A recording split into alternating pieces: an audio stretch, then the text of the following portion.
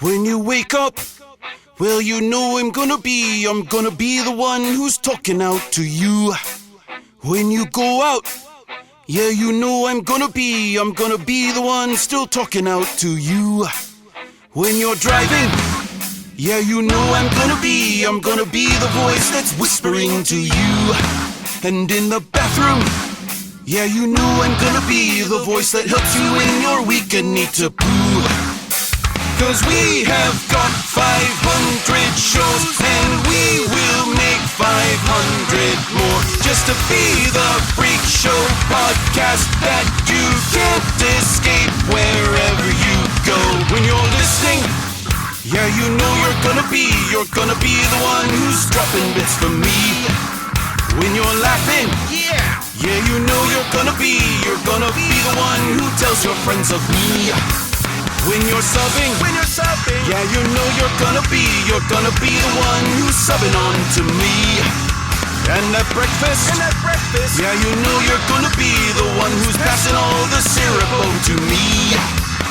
'Cause I will eat 500 pancakes and I will eat 500 more just because we have a lot of pancakes here to eat and we're making more. Da-da-da! Da-da-da! Da-da-da! Da-da-da! Da-da-da!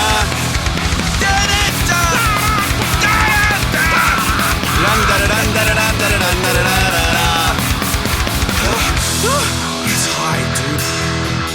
When you're lonely, yeah, you know you're gonna be right here and listening to me. When you're dreaming, yeah, you know you're gonna be the one who's dreaming about me. I am Joker, and you know we're gonna laugh and fart and make shit up and do it on the fly. Yes, I'm Joker, and you know you're gonna be the one who's listening to my show until you die. Look outside your window, there I am. Please wait high.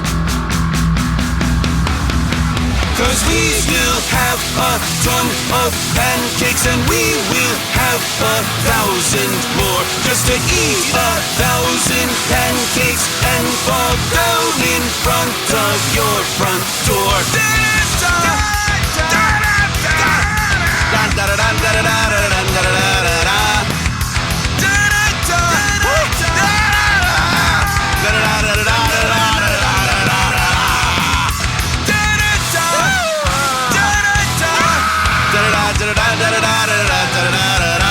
This is fucking high! You're high! Fuck you! Motherfuck! 'Cause we will still be here to give away more codes and have a blast just to be your favorite show about games and cats. We are the SML Podcast.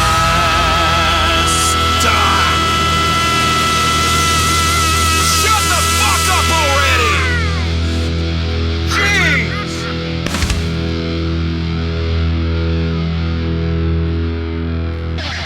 So now that we have your attention about all those pancakes, it's time for us to eat some fucking pancakes.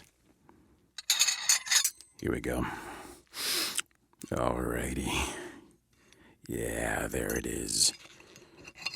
Wet fucking pancakes, man. Alright, here we go.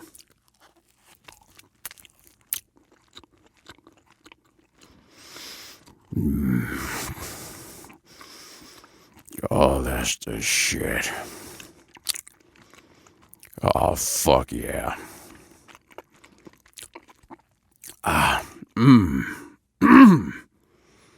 Oh, hell yeah. There's one pancake down, baby.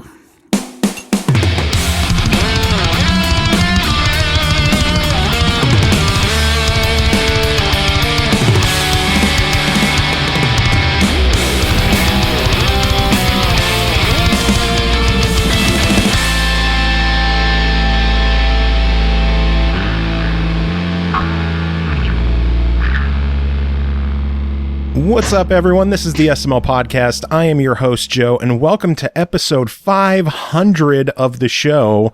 Insert applause here, as you could tell by the giant intro from Norg. Joining as usual, Cole, how are you doing?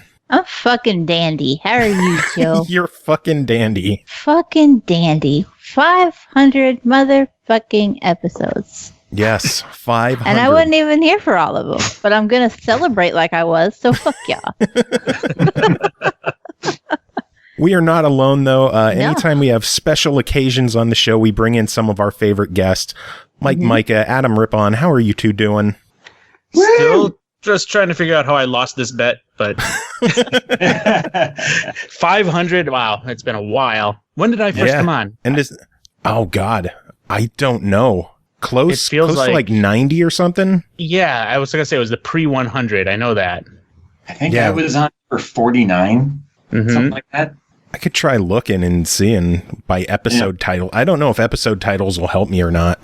You didn't think that far ahead, probably back. Title these things? Yes. Adam, you just recorded them and then deleted them. Adam, you were on 51 because it's called Dragon Fantasy Pro Bass Challenge. Yeah. Whoa. So then what was my first one? Oh, I don't fucking know. So that's how much I mean to you.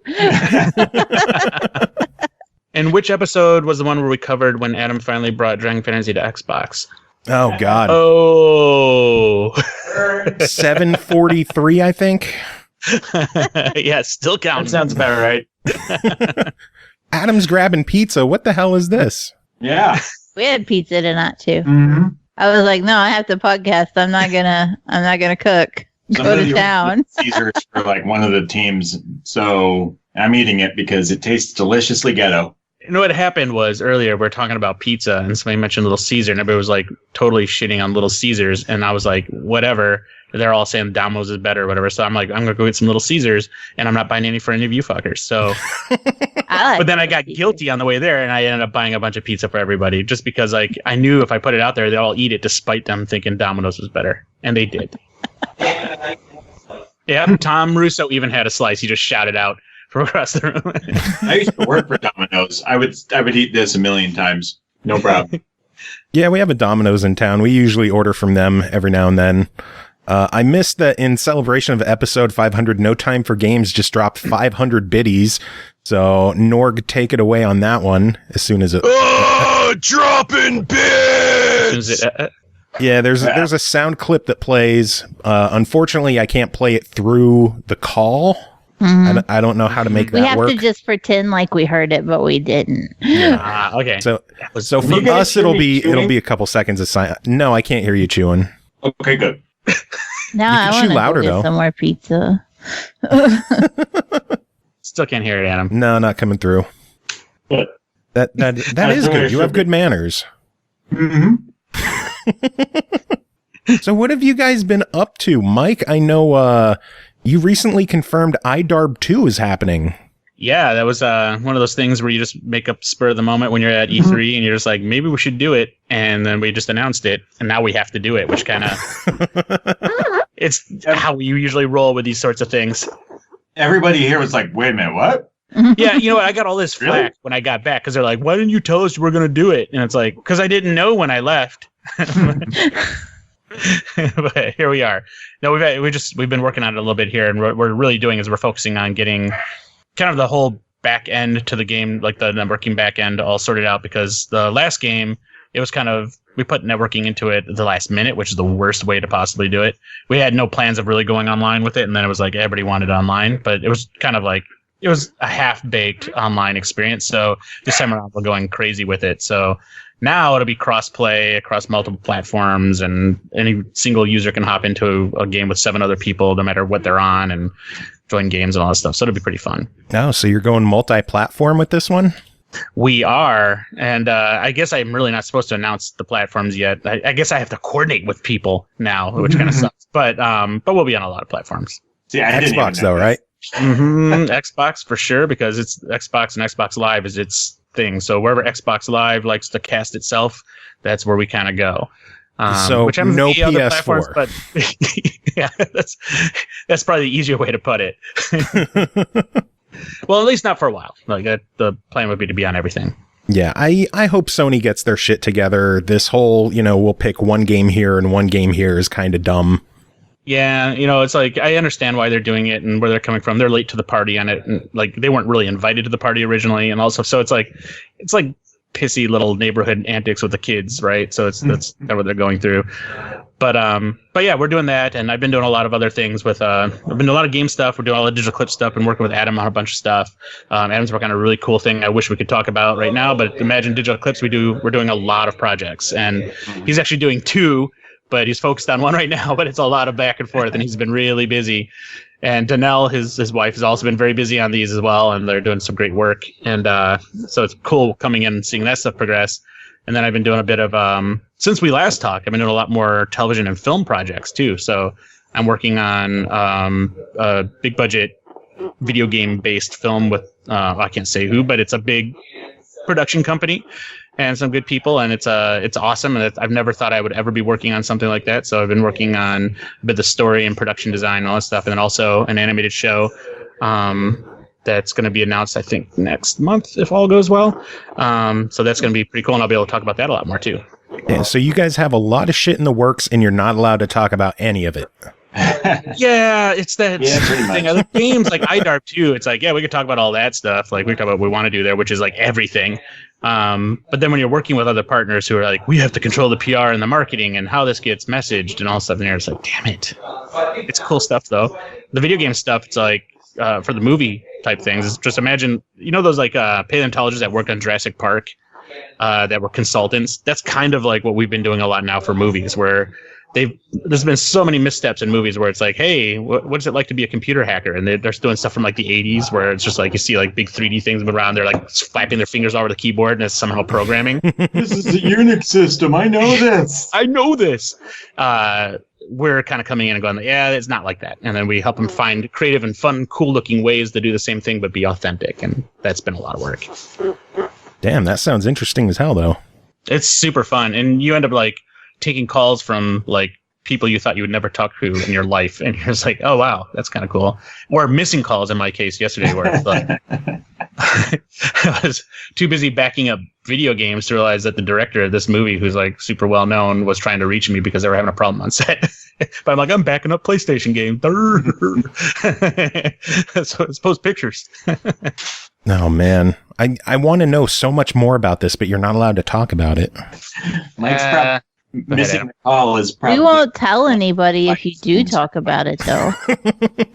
Yeah, I mean, if I'm supposed to keep a secret and not everybody hear it, this is probably the best place to talk about it then, right? Yeah, pretty much. Literally just us and 34 of our closest friends. Big powwow.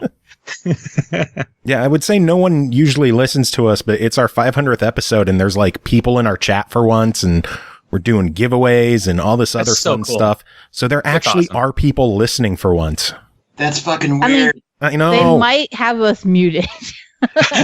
Possibly. They might just be watching Carnage. You're just happy they showed up. That's really what it is. Like, they showed up, the account is there.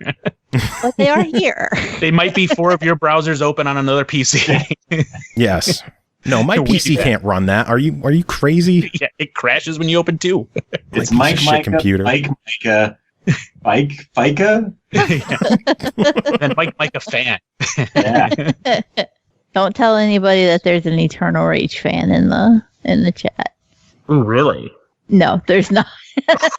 Literally fucking nobody's here for me. Do you hear this voice? No one's here for me either. Everyone is here for the guests and for the codes. Yep. Where's Ian? Ian's the only person that comes to actually listen to me anymore because he just needs to make fun of me. Yeah, he can just make fun of your voice the whole time. Yeah. He types everything I say phonetically. But it seems like you guys have been doing great, and you're 500 episodes in, which is an amazing milestone. So that's actually pretty awesome. That's like 498 more than I ever would have imagined. I mean, I remember vividly being on the final episode. Yes. Yes, you were. Episode, what was it? 110 was the final episode when Chris decided that he had real life to take care of, and he had to stop the show, and I didn't have anyone to do it with. So we're like, all right, I guess we'll stop the show. And then 3 months later, we're back, bitches. It was a long hiatus. That's all good. And like, so tell me, like, I want to know more about where the show's going and what's been going on. We've kind of shifted from friends just bullshitting about games to a lot more focus on like weekly news. We have a lot of reviews that we do. Oh, that's awesome. So we're more, I don't want to say legit, but legit-ish. That's awesome. I don't know if I can be on here then. Yeah, I'm like, well, I guess I gotta go. No way. You guys helped make us legit. Like early on, no one gave a fuck about our show. And you guys were like, yeah, we'll come on and we'll chat with you and we'll give you a chance. So you guys have been awesome to us, and I thank you from the bottom of my heart. It means a lot to me that you guys were able to make it for this episode. I love having you two on. Sad Bob couldn't make it. We need to get him back on one of these sometime. But I think that's his new nickname is Sad Bob. Sad Bob. Sad Bob couldn't make it. Sad Bob. Womp womp. Yeah, I think let's put that into production. Let's make that his Slack handle or whatever. Well, it's kind of tradition now. Like we show up and Bob can't, and that's kind of our thing. That's our shtick. As we've established that Bob is real, right? Like, Not really. To be I mean, honest. we've heard a voice on the show, but I can't Could've been verify anybody. it's him. Yeah, I haven't actually seen Bob in person for like a decade. So it might just be like a script or something that somebody put together. He's still that tiny little boy you met years ago. He's forever young. Forever young. Now, we really need him now because he'd start singing it in his beautiful voice. Oh, yes, he would. Well, I can confirm Bob's back for iDarb too, which is great. He's already been kind of tackling some cool ideas and everything like that. So it's gonna be cool. It's gonna be iDarb ×2, believe it or not. Ooh. What does that entail? Does that mean more mini games, more players? Yeah, so more that's what we're balls? going to kind of do. What we're going to do, a lot more. Geez, we got to hire different kinds of people. We're going to do kind of the promise of the original game too, where I think the best approach, really, we're going to open up a Discord. We're going to have an exclusive area where we're going to be pushing builds of the game for people to be playing and contributing to as we go. So it's going to be another, let's build iDarb again, but let's build it all together again and see where this thing goes. And so there's going to be more iteration on it, more just like crazy ideas coming into the mix. Like we're already looking at like what's player control going to feel like in this game? What kind of physics are we going to have so we can kind of take it a little bit further, do things like tricks and all that kind of stuff, hopefully. And because the game, as we learned once it got out there, is one of the things people loved about it was showboating in the game and doing all this stuff to kind of like show off. So we want to kind of go further with that and sort of stuff. So it's going to be fun. I just look forward to it because it's such a fun game to work on originally. So I just want to do that again. Yeah, it was a fun game to play, too. Turns out, which was shocking. Why do you say it was shocking? Oh, just because of how it all really kind of started. It was really just like this dumb idea and then more dumb ideas and more dumb ideas. But turns out when you have so many dumb ideas, it can be something cool. So it turned out pretty good. I mean, it did well enough that you supported it with DLC, so... Yeah, and that's the other crazy thing is like how many people came to support the game, really. Like we had the guys who created The Walking Dead gave us their IP to do as a DLC. We had He-Man as DLC. We had like all these crazy teams from all these different games that were amazing that just kind of came in, like Dragon Fantasy. Oh, Dave. And Whoa Dave, yes. So like all these, it just all came together. It was really cool because it felt like a big team effort. So I want to get there again, and that's kind of what we're doing. And there's already other developers have already jumped up and said they'll definitely give us IP rights to do things and all stuff. So it's like, this will be really cool. Oh, I just thought of this, but like Jason Cirillo, who created Whoa Dave when I worked at Choice Provisions, he works here now. Yeah. Like he can make some crazy friggin' mini games for this thing. Oh, hell yeah. And there's a reason we got him learning our tech. iDarb 2 featuring Dave Lownuts. Dave Lownuts. So, Adam, since you're here, I know you don't have too much time to be with us, but I need to know, Dragon Fantasy, what's going on? So, a funny story. I am working on the engine for it. Actually, I think I've told you numerous times that like every game I've done in the past 10 years has been the Dragon Fantasy engine. But I'm I'm helping out some friends in Japan on a new RPG using that engine. So the odds of me doing Dragon Fantasy on Xbox are pretty slim, but the odds of me doing this next thing on Xbox are pretty much 100%. Well, that is good. Yeah. So you'll get something. I'll put in a bass bottle for you. Bass bottle. Bass bottle. Bass bottle 19. Bottle. Yeah. Bass boss Dragon battle. Fantasy Bass Challenge or whatever. So the nail's officially in the coffin for Dragon Fantasy on Xbox.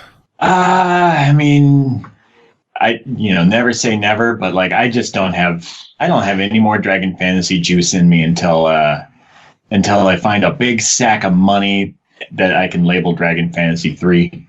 And then basically at this point, Dragon Fantasy is like Dark Crystal. Nobody will ever make a sequel to that. Yeah. I got $21 in my pocket, Adam.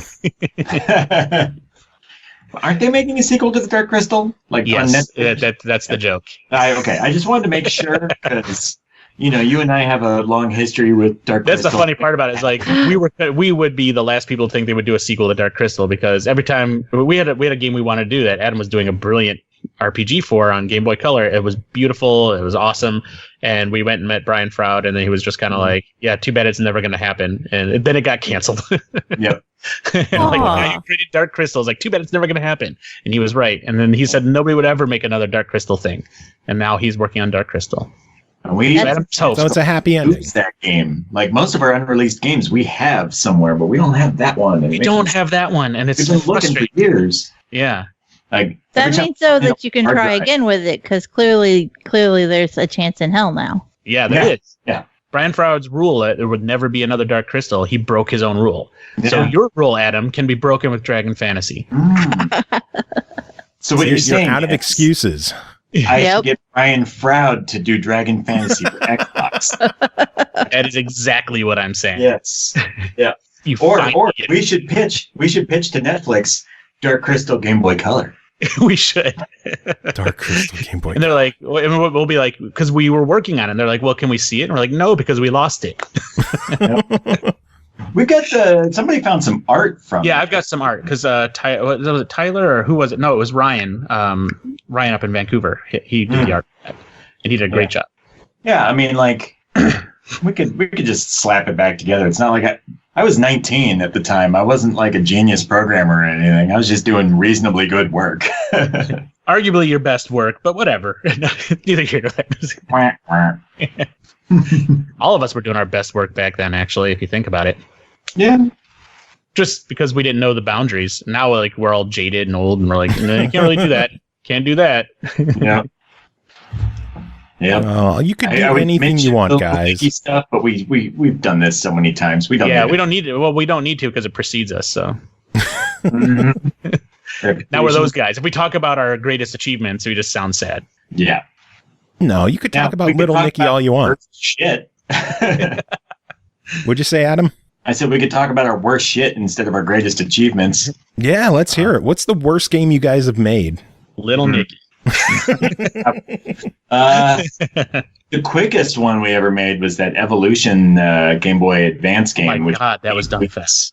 You know it's bad for the movie Evolution? Yeah, for the movie Evolution, the David Duchovny Ghostbusters-y aliens ripoff thingy. I love that movie. It's not a bad movie, but the game it's probably I don't know if the game's bad or not, but we built it in 8 weeks. I didn't work on it, so I'm just insulting somebody else, but it couldn't be good, right? It was 8 weeks. No, you know what? I went back and played it, and it was not bad. Oh, but wow. We were so hard on ourselves back then on our games, so it's like you go back and you play some of them, you're like, it's not bad. Yeah. I had a full head of hair the day I started here, and by the time I was 19, I looked like this. Oh, Jesus. I actually have not aged a day since then. This is the body that I've had for 20 years. But Adam, you've worked on so many games. Like, if you think about it, like you worked on Spyro, you worked on all this stuff that it was just like, when you think back on those days, we're working on so many games in a year, like at least like 20 games in a year, which was nuts, and like one way or another. I've tried to add up all the games that I've worked on before, because I know it's well more than 30. probably still less than 50, but like, because I mean, there was the chunk of Game Boy stuff we were doing where we were making games like crazy, and then when I worked in all the mobile games, for Sumaya in Finland, and I worked on like 20 J2ME games, and you know, it's a huge number, and like I'm proud of like 4 of them. Yeah, exactly. You sort, and you see the ones you should be proud of are in that like top 10 category up there, but the 300 other ones are all kind of neither here nor there. The Spyros. Technically, I worked on Rayman for Game Boy Advance. I did the sprite library for that. I think that that's pretty cool. Nice. A couple of Dragon Fantasies. Whoa, Dave. The Street Fighter 30th Anniversary Collection. Yeah. My God, that gets me into parties, dude. Like, really? Yeah. I got a call from somebody who is a noteworthy video game person, and they were like, dude, you worked on this? And I'm like, yeah, I worked on that. And they're like, that's awesome. You should come over. We're going to play it. I'm like, I'm really bad at Street Fighter. You know that, right? You know, that's one of the things you don't think about. Like, if you're not doing game development, one of the worst nightmares for game developers is like you get invited to do some sort of show or something, and then they like just throw at you like, hey, here's your game. Show us how you play it. And you're like, oh, God. I'm terrible at every game I make. Yep. And it's the most embarrassing moment. Usually I will just be like, you know, kind of whatever, and just like talk my way out of it and just like kind of just browse the menus and try to do everything I can to not get into gameplay. Yeah. Yeah, same. Like when we were working on Whoa Dave, like the office high score was something like $2.50. And within like 24 hours of the game coming out, somebody had $9 in it. And now, like, the all-time high score is like 110 or something like that. Jesus Jason's Christ. I can't confirm it, but, like, you know, we thought, like, no one was ever going to hit $5. We made the best achievement. I think the best achievement was $10. And we're like, no one will ever get this. We're being total assholes. And then, you know, hundreds of people got it. Thousands, maybe. I don't know. Like, I know Whoa Dave ended up in the hands of, like, 250,000 people. But, like, you know, a lot of them was free. But, free with Xbox Gold or something. I don't know. But yeah, that was it's crazy. Like people are so much better at video games than the people who develop them. Because we cheat all the time. We just have cheat mode, you know? Well, yeah, that's just it. You skip to the level you got to check out. You play through with like unlimited health. And you're like, oh, this game's easy, whatever. And then it comes out, and people are like, this is the hardest game I ever played. And you're like, well, I don't understand why. Yeah. Because you guys are dicks and you made it hard. Yeah, that's exactly why. And the more you work on it, the better you actually get at it in the moment. And then, like, there's this guy who made this old game called Last Ninja. It was like a Commodore 64 game or whatever. And it's notoriously hard. It's one of the hardest games ever made. And he used to be in the day defending it constantly. Like, what do you mean it's hard? And he'd sit there and like play through. And then he went back and played it after like 20 years and hadn't touched it. He couldn't even get past like the first little rock you have to jump over. And he was just like, it was an awesome video because he's sitting there swearing and like freaking out. And he's just like, oh my God. Like, it's like, yes, finally. Retribution. Yeah. Video game developers are basically dominatrixes. Dominatrixes. That's a hard word to say. It'll be phonetically spelled out in the chat. Yeah. I believe it's technically dominatrices if it's multiple, like if it's plural. Yeah. Probably makes sense. Yep. I don't want to talk about how I know that. I like how you've been so quiet this whole time, and then Dominatrix pops up, and you're right here. Thanks for calling me out. Carnage spelled it wrong. He's busy running contests. You can't expect him to run contests and spell things properly. That's a lot of work for one person to do. Dominatrices? Dominoodles? Domino's noodles? Domino's noodles. No, Little Caesars noodles are better. I'm sorry. Yeah, that's true. Does Little Caesars have noodles? I don't think so. Yeah, I don't think so. I don't think they have pasta of any sort. Probably for the best. It'd be pretty dry. I couldn't imagine Little Caesars doing... What, Little Caesars having pasta? Yeah, I don't think... They have wings. I don't think they have pasta, though. Yeah. And with the pen, more in the wheelhouse. With the pen under your nose like that, you look like David Harbour from Stranger Things season 3. Now just start yelling at the person you love. Let's just start my new Netflix show right now. I'm David Harbour. Look at me. No one can see it. That's episode 1. You nailed it. I'm entertaining an audience of 3 or 4, right? Like, look at my pen mustache. That's about right. Ooh. I'm putting your pen mustache on stream. Where'd it go? There it is. Where'd it go? Peekaboo. There it is. It's gone. There it is. Oh, this is the new low. It's like entertaining children. We are all morons. What? Hey, I forgot. What did SML end up standing for after your contest a million years ago? Which contest? The first or the second? Oh, God, there were 2? Yeah. I don't know. What did it stand for first, and what's it stand for now? The original meaning for it was small, medium, large, because it was me and 2 other friends, Tim, who was tiny, and Bogue, who was medium-sized, and I'm the fat one. So it was small, medium, large, and then Bogue, in like the first 10 episodes, had to stop doing the show because his fiance got in a bad car wreck. So he had to switch over and How is she staying now? with. Oh, she's fine now. They're fine now. Great. And they're married, and they have kids, and everything is awesome and wonderful for them. And they never show up even for the 500th podcast? I know, really, friggin' Bogue. He did congratulate us on Facebook though. So Well, that's good. Let's go. yeah, and then Yeah. after that, we had a contest on episode 25 to rename the show, and it was retitled to "Someone Might Listen." That one I knew. Yeah. And then on episode 200, I believe, we did another contest to rename the show, and the winner was Scoring More Laughs. Ooh. So that's Although- what it is now? That was the winner. We still kind of stick with Someone Might Listen because it's more fitting. Yeah, I like that better. Someone Might Listen. No offense to the contest winner of episode 200. I mean, they won a lot of shit, so I'm sure they don't care if their name is still used or not.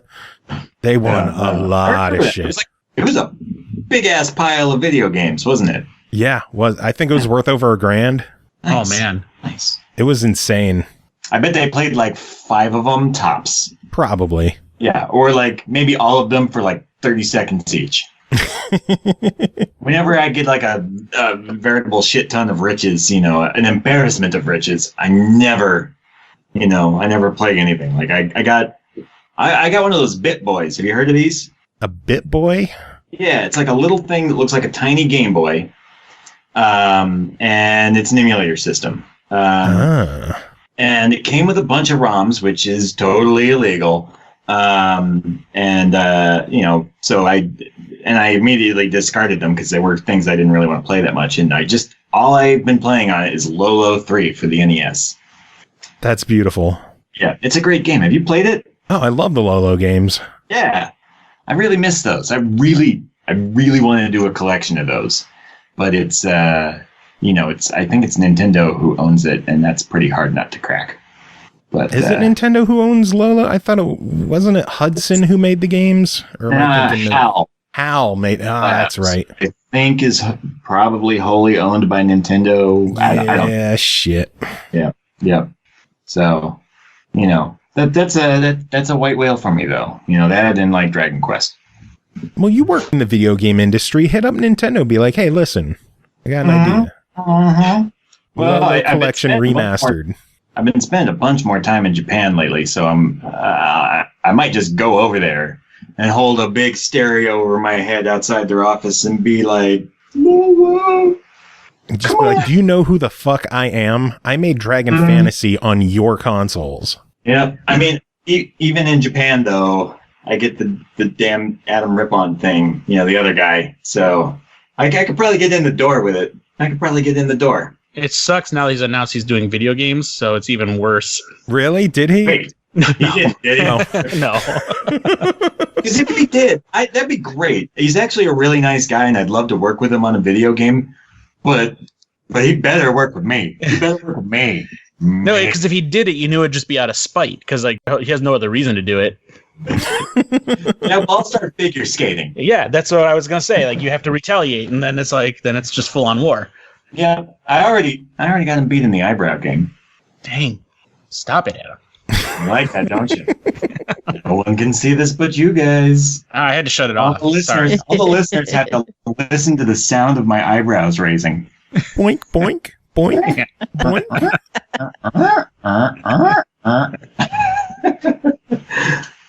think you need a little WD-40 there.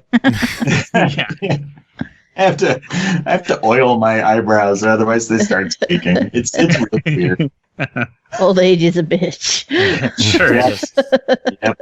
That's what happens when you get close to 40. Your eyebrows start squeaking.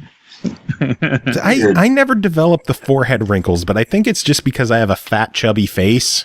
Like I can. Yeah, I was gonna say I don't have forehead wrinkles, but I'm fat, so that's why. It's like natural Botox. Yeah, keeps it nice and smooth and pudgy. It's all the rage in Hollywood to get rid of wrinkles. Wrinkles is just get fat. Get rid of winkles. Get rid of the winkles. The woman in my transport that had to ride with me to my doctor's appointment the other day, she goes, she says something about whittling, and I was like, it's an odd topic to bring up when we're stuck in the van, but sure. And then she goes, oh, you probably don't know what that is. You don't look like you're more than 20, 21. I was like, girl, my hair dye is pulling some heavy duty work right now. I'm going to stick with that brand. And then it just went quiet. Yep. That was the end of the How do you story. follow that up? Yep. That's the good stuff. Every now and then I just pop on with weird shit and Yep. We all just go have back to to talking about actual games. we all just have to sit here in silence contemplating our own mortality. I've been doing that so much lately. Like, Stop and it. it doesn't help that my wife's grandfather just passed away. So now all I'm thinking about is death, and I can't get it out of my mind. What do you guys do to overcome that? I just dive into it. Like, I have been spending all of my free time helping out my great aunt, who's going to be 93 really soon. And, it's not fun. I mean, I love her, but, it's no fun for anybody. Getting old is awful. Bring on the robot bodies. Bring on Elon Musk's BrainNet thing, so that we can just download ourselves and chuck these things. Like, crumple my own body against my robot forehead, throw it out, and get another one. Well, like all these hospice organizations are like, we're going to buy VR for all these old people because it helps them because they can't get out, they can't do much, but they can get into VR. And I'm like thinking like all that VR porn that they're going to have to that they're basically allowing to happen is just ready to flow. Stay out, nurse. I'm busy. Yeah. Can I use your credit card? I need extra towels. Oh my You guys god! can't see this. I just vomited in my own mouth a little bit. You're welcome, Adam. Mm-hmm. We figure you have to leave soon, so we'll end it on a high note. Yep. 54 seconds. 54. Just Yep. because the gift shop turns into a haunted house doesn't mean that the amusement park shuts down. There you go. What does that metaphor mean? You'll be thinking about it all night. That's gonna eat its way into my brain. It's gonna bore a hole in my head, and then I'm gonna appear on SML again because I still have brain damage. You're gonna wake up at 2 a.m. and be like, that fucking metaphor though. That's the worst thing that's ever happened to me on this thing. That's kind of, I don't know if I'm impressed or disappointed. Like, there's a lot of bad shit that happens on this show. Yeah, there is. I'm kind of disappointed that But that's I the get worst. to be the worst. I've been very lucky. What can I say? Nice to be cared for by you guys, watching out, making sure nothing horrendous happens to me. All right, there's my timer. Oh, I thought it was going to crack. It's just buzzing on my wrist. Aww. Guys, I love you. Happy 500th birthday. I'm going to go hang out with my wife, who's just turning 7,000. She's an ageless Time Lord. Nice. Congrats on landing Kind of that. life to have. Yeah, oh yeah. I'll see you guys next time. Say happy birthday to Danelle for us. I will. Ugly Yep. kisses, Adam. Oh God. I got You did that. horribly uncomfortable You there did for that. a second. I did. I will take that. Yep. That is on me. That's what you got. All right. Catch you guys See later. Adam. Take care, Adam. If you could figure out how to turn it. Oh, there we go. Yeah. You just hit the helicopter Buttons sound. are hard. Oh, man. So, Mike, I meant to ask before Adam left, but fuck him, he's not here anymore. SNK Collection. Whoa, Tell us Adam about over that. here. Oh, Adam's just coming over here and disturbing us. Oh, God. You guys are together. Oh, no, he just ran out now. Throw something at him. Adam. I'll throw Adam at Adam. That works. You said SNK Collection. Yes. And, what was it about? What was the question? 'Cause Adam was just like jumping on me. Tell us how that came to Xbox. Because I never expected that to come to Xbox. Well, that was something. So SNK, they're a really good partner of ours, and the thing is, though, they usually don't publish on Xbox, and their partners that they work with don't really publish on Xbox. So when we started talking about doing that project, we were asking them if there was any chance it could get to Xbox, and they just had no plans. So we're like, what if we publish it? They're like, that sounds cool. So they actually let us go ahead and publish that game on Xbox ourselves. And so because it was going to be coming out a little bit later and that sort of thing, that's why we added baseball stars to it and did a little bit of extra work on it. But that was all on us. And we just want to make sure that, like anybody, we usually, if we put a game out there, there's always one person. If we don't put it on a platform, they're the ones crying all the time. So we're doing our job and trying to make sure it's on every platform. Talking about, we would never cry about a game not being on Xbox. We understand the difficulties of porting to console. It's usually just one button. You go boop. Yeah, we talk about that all the time. The port to Xbox button. Mm-hmm. It's just a drop down and a mouse click. And that's why I don't understand why Dragon Fantasy, it's so hard to get to Xbox. If he was here, it'd be fun to give him grief because it just by nature of his code base, which is on Xbox, it just works on it. So it's just him and his philosophical problems with Xbox. Oh man, you got to force him to do it. It can't be that hard. I know. I mean, when Chris was on the show, he said to do it. And do the pottery thing and make him just press the button. Yeah. Whatever that song is, has to just start playing.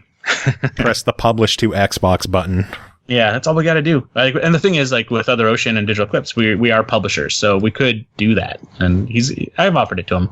It's just a matter of him having time to probably do it. It's really the thing. He's been pretty busy. But that's the fun part. We're publishers now, so we have a slate of things that we're planning on publishing coming up soon. So we're going to do more of that. Anything you're able to talk about? Are you working with SNK on possibly bringing more of their stuff over to Xbox? We are doing. They announced the Samurai Showdown collection, so we're working on that. Nice. And then there's another thing we're talking to them about right now that hasn't been announced. And then what we're also doing, we're currently call it the Gold Masters series.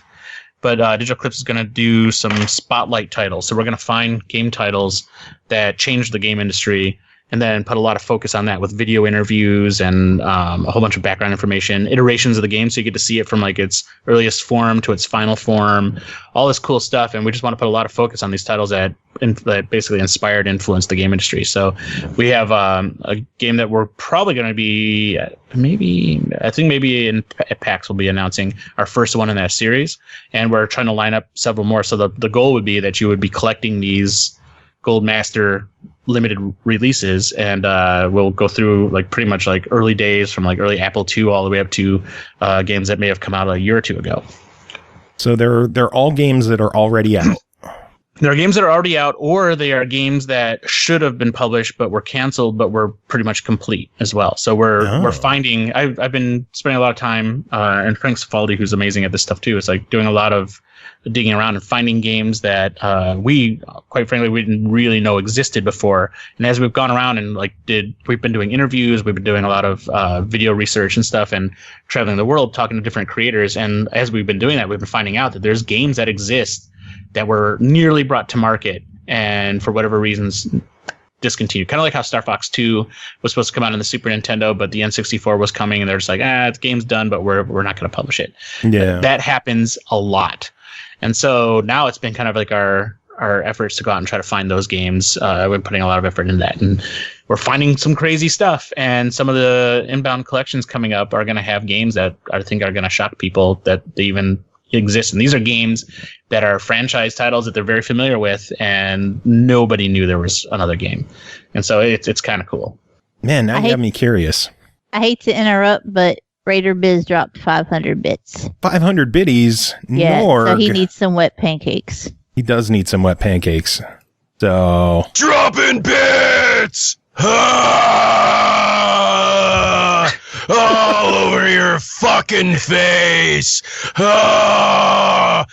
Wet pancakes. There we go. Beautiful. Our radio forefathers would never have seen this coming. No, not at all. The most adequate use. They're rolling over in their graves right now. Like, what the fuck is wrong? What did we create? What have we wrought upon the world? Pancakes. Who's the? I can't believe I'm spacing on his name. The guy who did March of Dimes. The host, comedian. Oh my God, I'm terrible. Jerry I'll stop Lewis? now. Jerry Lewis, yeah, Jerry Lewis. Oh. Imagine if he could do that now with Twitch. Oh my God. Well, you He would've kind of loved see the that way- happen with the GDQ Yeah, charity you do, events. actually. Yeah. You do. Yeah. Yep. Special effects. The only thing is most people on GDQ aren't on the side making weird clown Hitler concentration camp movies. Whoa. But we all love Jerry Lewis. Yes, of course. Oh, look, man. I just killed the air too. Jeez. It's contagious. Talking about Hitler will do that. Yeah, but there's a lot of Hitler movies coming up. Like, what's the big deal? What is your favorite Hitler movie? Oh, God. Oh Lord. Joe, change the code before you get Does the God the last damn scene of Deadpool count as a Hitler movie? Deadpool's God. so good. Yeah. I don't like superhero movies at all. Like I don't watch any of them, but I'd fuck Ryan Reynolds with or without the Deadpool costume. Me too. Yeah, I'm there with you. No, there's a new movie coming out by Taika Waititi who did that latest Thor Ragnarok movie, and he plays Hitler, and he's an imaginary Hitler in a boy's mind who's at like a camp or something like that. So Really? yes, still making Hitler movies. Oh my God, that sounds ridiculous. It does look actually pretty good. And now, since 20th Century Fox got bought by Disney, it's officially a Disney movie. So Hitler is a Disney princess. He's definitely a Disney princess, I would imagine. I mean, the parks are probably already getting worked out for that. So if you just look around, you can get Hitler pins, and you can spot him usually around the castle and the the water rides. So there you go. Splash Mountain. On the Where he's way to usually Splash Mountain, you just on see the way to Hitler Splash Mountain. Just go get an autograph from Hitler and your princess. Heil. This is why we will never be monetized. Like we like to pretend it's because I say fuck within the first 10 seconds, but it's this. Well, it's over Yeah, by we're- the Dole Whip, and so it's like it's just a twofer. We are a terrible show. We don't deserve to be around. How the fuck did we get to 500 episodes? It's a miracle. Carnage, SML 500, the one about Hitler. Oh Lord. So if I didn't have a tradition of naming the 100 episodes just episode 500 or episode 400 or whatever, I would totally use that as the name for the episode. But The Hitler episode. the Hitler episode. I think Episode at some point 500, we have also to known take as a the break. last episode. And because it's the internet, we need to remember to say hashtag fuck Nazis Yes. Absolutely. and continue on from there. I think that's a the given. ultimate Fuck enemy. Nazis. I mean, You would think it would be, but YouTube's algorithm is a thing. yeah, that's true. And like 5 years ago, it'd have been like, yeah, like of course you wouldn't have to do that. But now we're in a world where you kind of have to make it clear and explicit. I watch nothing on YouTube except for my cat is tearing apart the kitchen. What the hell? All riled up over this episode. Yeah, I watch nothing on YouTube except for like extreme far left feminism video essay bullshit, and yet I still get recommended shit by Nazis all the time. So Because the algorithms are so broke. yeah, it does not care. It's just like, oh, you're watching extreme stuff. Here you go. Yeah. And somehow old episodes of Jackass show up too, and you're like, God. Yeah, I've been getting a lot of Chappelle Show in my recommendations lately, and I don't know why. But fuck Worse me, I things have will happened. definitely watch more Chappelle Show. Exactly. What The world else? needs more. I watch a lot of painting videos, obviously, and the ones that kill me are the paint pouring because like they're all like, oh, it's so satisfying. And I'm sitting there going, no, fuck you. Paint's expensive. Stop just pouring it out into cardboard boxes. It gives me so much anxiety. Yeah. You know what? Like, I have two kids, 12 and 10, and Bob Ross is a big deal now, and that's like every night they just want to watch Bob Ross episodes. And it always has the same formula. At the beginning, both kids are kind of like, oh, he's going to screw this one up. This one's terrible. And then by the end, my son's just shouting like, how? Every night. But that stuff's fun. It's just the wasteful stuff is not good. I love watching Bob Ross, and like he'll have something looking perfect, and you're like, it looks perfect. It doesn't need anything else. And he'll put something else there. And you're like, why would you do that? You're just ruining it. That doesn't need to be there. And within 5 minutes, you're like, that needed to be there. Yeah, that was the best thing he ever did. You know that he'd paint the paintings that he was going to do on the show like 5 or 6 times. But when he painted it for the show, he would do it all in one take. That's it. So he would do one that was at the beginning of the show, which was a version of what he would do again. And then at the end, he would do what he called a final painting that was intended to be sold or whatever for somebody to have. But the other two he considered kind of scratch. But they kept them all, and they're in some strip mall somewhere right now. Yeah, they just have they're all just in cardboard boxes and shit stacked up. It's like they don't sell them. You can't buy them. They're just all there. There's like 1 or 2 out in the wild that he gave the woman that discovered him. She has a couple, and she won't turn loose of them, obviously, but the rest of them are just in cardboard boxes stacked up by the dozen. I'm not a person that buys fine art or cares to buy fine art, but I would buy a Bob Ross because that's fine art. Oh yeah, definitely. And a big shout out to Jesus Ninja, who just subbed to us on Twitch. So thank you for the sub. That's awesome of you. Dropping subs.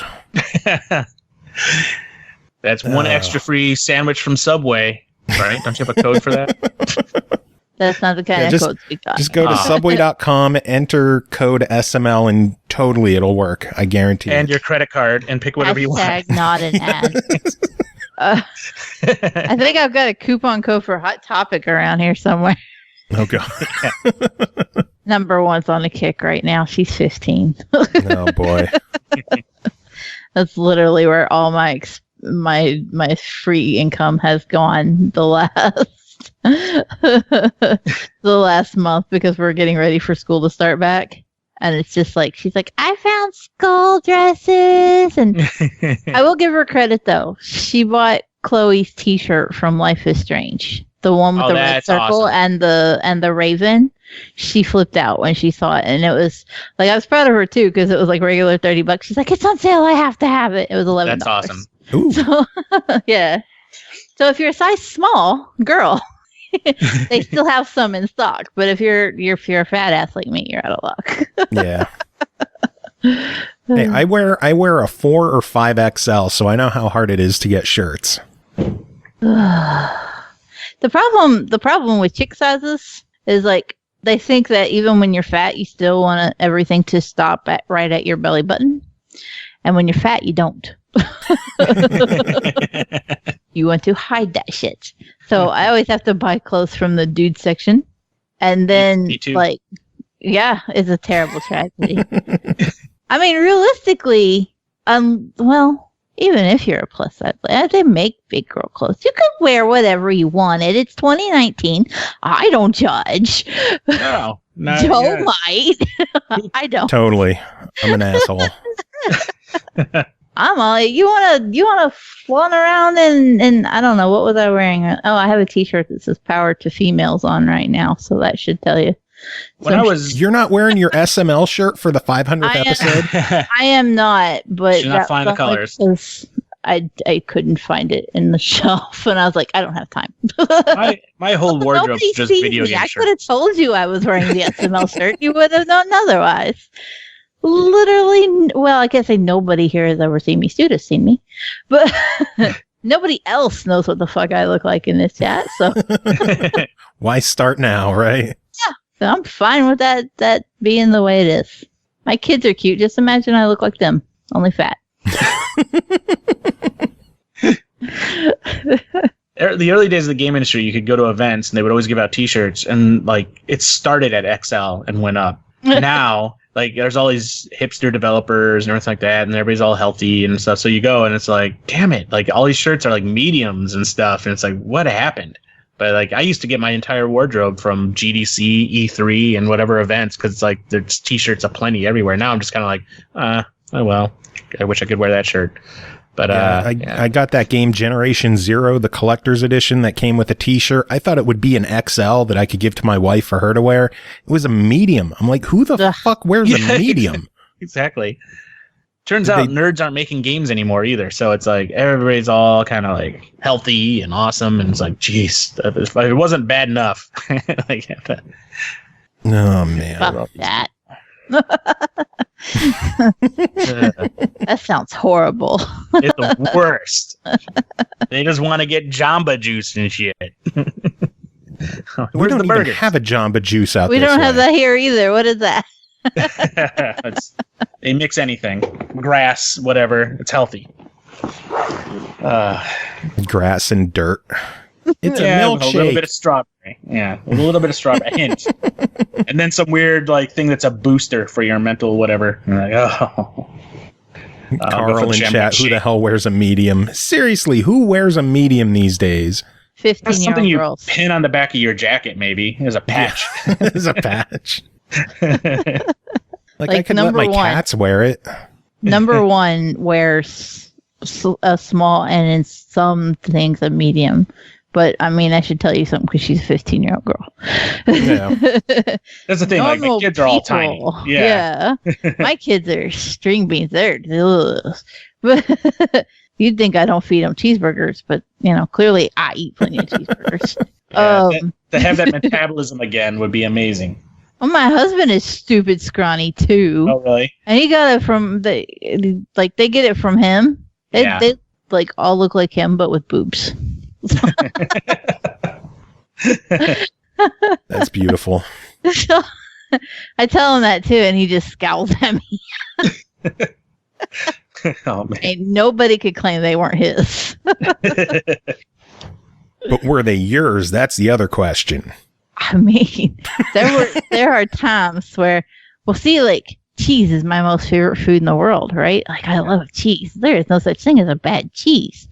And then number one won't eat cheese on anything at all. My number one will not eat cheese either. And I'm like, every time she does it, I just like wrinkle up my face and I'm like, they switched you at birth. We don't understand. And then I go, never mind, you look like your cat. I don't know what happened. Like, my son won't go to birthday parties if they're going to have pizza and stuff. And it's like, what's wrong with you? Really? Pizza? Yeah, he won't eat pizza because it has cheese on it. Now, she will, like, break for pizza, but like, better. If I'm, and she loves lasagna, but if you try to give her, like, a sandwich with cheese or a cheeseburger or chili cheese fries, she's just like, I will cut you down. And then I'm like, good luck, string bean. Arguments in my house are very interesting. I can tell. Oh no, people are talking about pineapple pizza. Oh God, what would we do? I don't know. What's your thoughts on pineapple pizza, Mike? Oh, is this going to be something that's going to haunt me if I say my true thoughts? Like, I actually like pineapple pizza. I grew up eating pineapple and ham on pizza in Detroit. And it was on the menu at Little Caesars, so it was like a normal thing, apparently. And so when I got out to California, and they have it on, I guess, the California Pizza Kitchen menu or whatever. But I started running into people who are like, "What's wrong with you?" If I ordered like a pizza like that, they're like, "You're disgusting." And it's like, what why such hate over the stuff? But I get it. I guess some people just don't see how that could be a good mix. But I don't know. Like bacon and chocolate goes good together too. I don't see people freaking out about that. Bacon and chocolate. I've never had that. They sell like candy bars that are like bacon inside of chocolate. I've had maple and chocolate, or not maple and chocolate, but maple and bacon. And that's like a good combo. That's a great combo because like you would eat waffles with maple syrup and then bacon would inevitably be part of that. Bacon in that shit. But you should try chocolate covered bacon. It's fantastic. I will have to try it. But you know what else we have to do? We have to say a quick thank you to Root Beer is My Jam for dropping 500 biddies. So Norg, take it away. Dropping bits all over your pathetic face.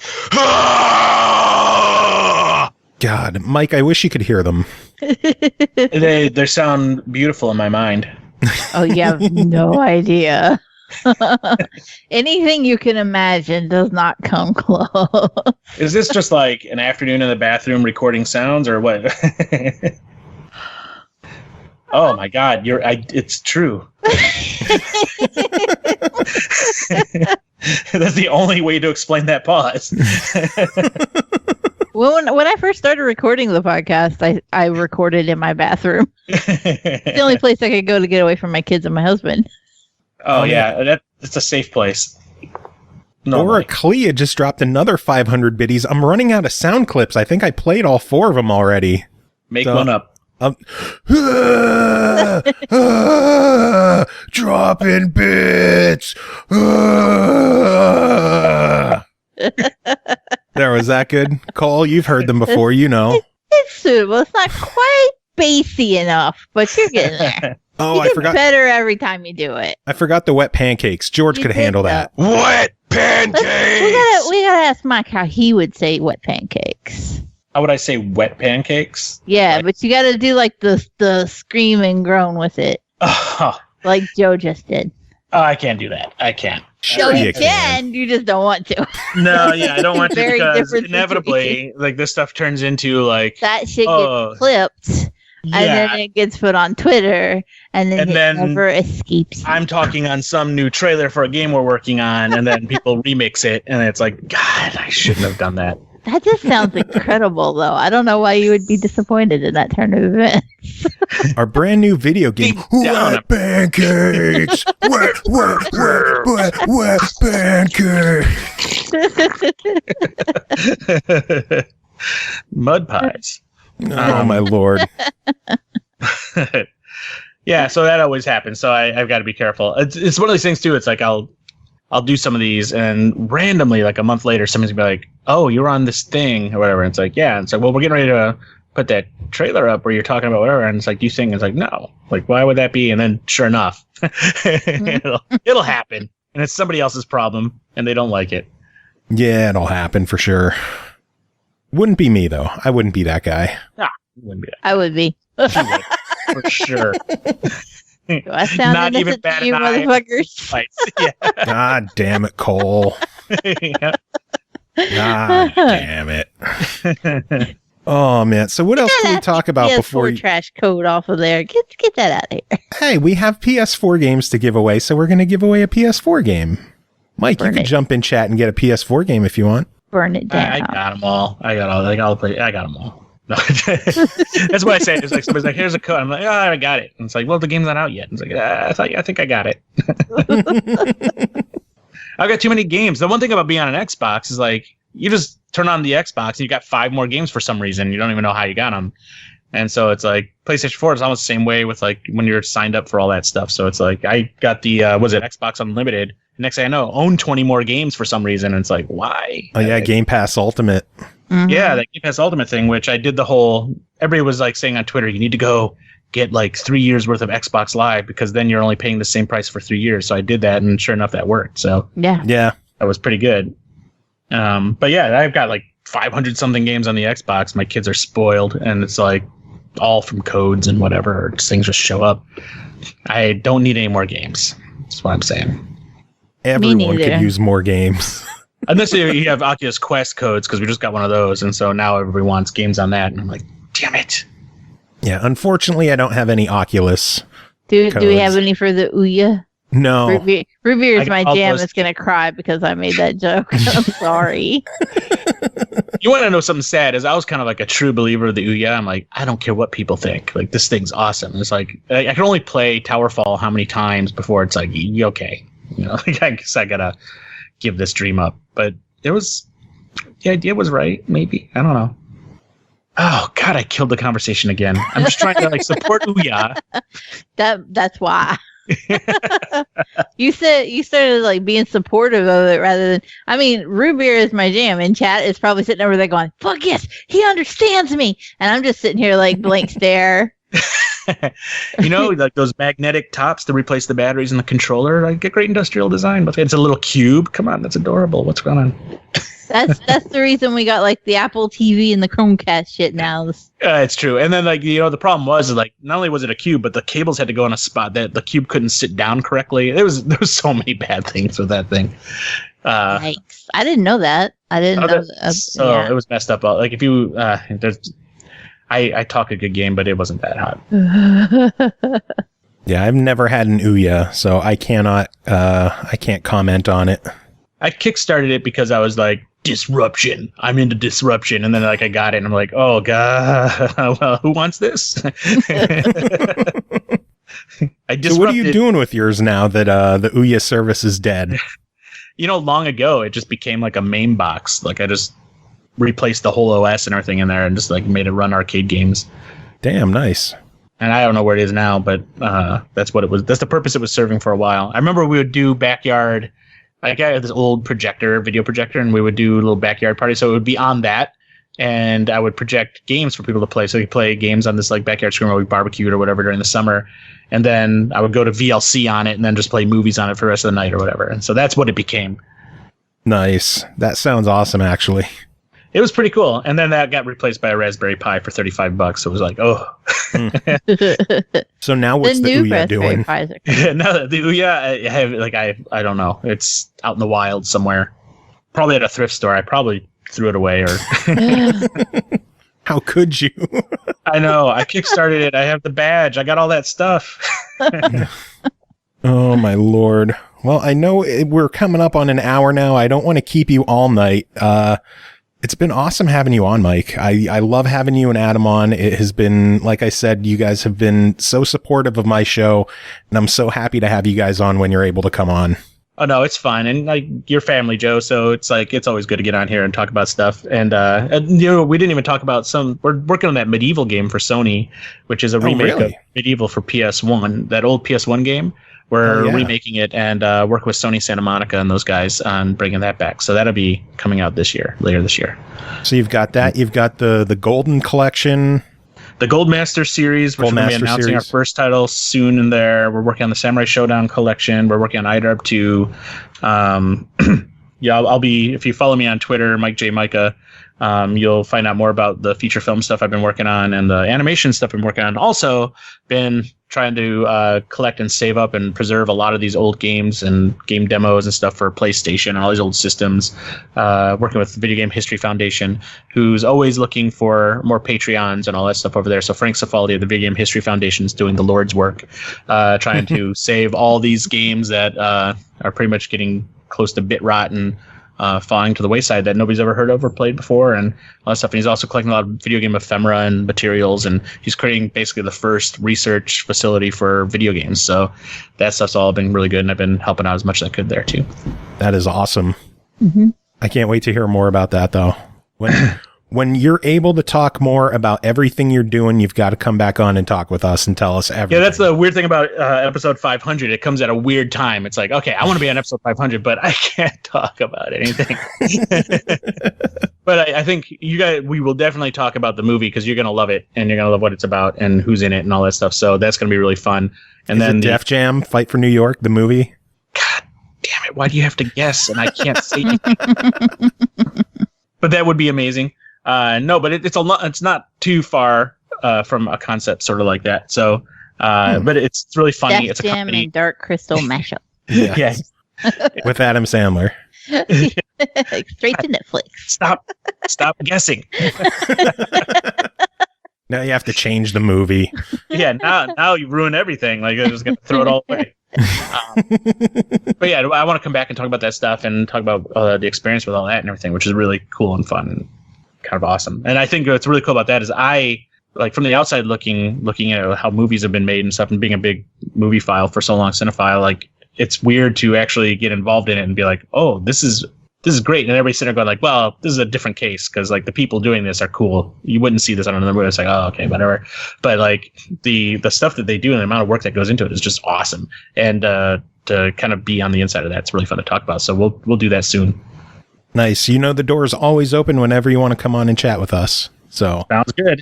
Sounds really good. And I think we need to have a full-on, once we get IDARB 2 kicked off for people to try out and start playing around with, we should get a full-on IDARB 2 with invites to getting into the development program. So that'd be really cool too. Oh, that'd be cool. Are you guys doing recipes for IDARB 2 again? Yes. And if you guys have recipes, we need, because what we're probably going to do is film those in a studio, the actual making of the recipe. Oh, that is awesome. Wow. So we want to do kind of like a Julia Childs thing for that. And so let's talk about it. If you want to do that, let's talk about doing that. That is awesome. I will definitely shoot you an email. Yeah, both of you. Like if you have some recipes you think would be really fun to do and perform live, well, not live, record it for a video game, which makes no sense. Yes, let's talk about it. I told you back on the first IDARB that my wife has some awesome chocolate chip cookies. I got to get her to actually make some and send them out to you. That would be great. You know, it's pretty funny when we announced IDARB 2, we've been getting all kinds of crazy stuff in the mail. So it's kind of cool seeing how excited people have been about it. So we get like food, we get clothes that people send. Those are the things. It's really awkward because you're like, ooh, they should have like at least put like dry ice in here or something. But it's like nice that everybody's like really getting excited for it. So, yeah, please send out cookies because we need to eat too while we're working on it. And as soon as my wife's up, I'll tell her. No, that would be awesome. The last game, like you guys might know Adam Silvers. He's an awesome dude that's out there all the time supporting developers and everything like that. And like we just had this restaurant come in called Smokes. It's a poutineery.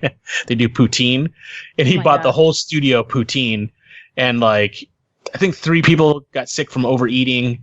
And also, but it was the nicest thing. But like the next day, like people had to like call in sick and everything like that. It was awesome though. That is beautiful.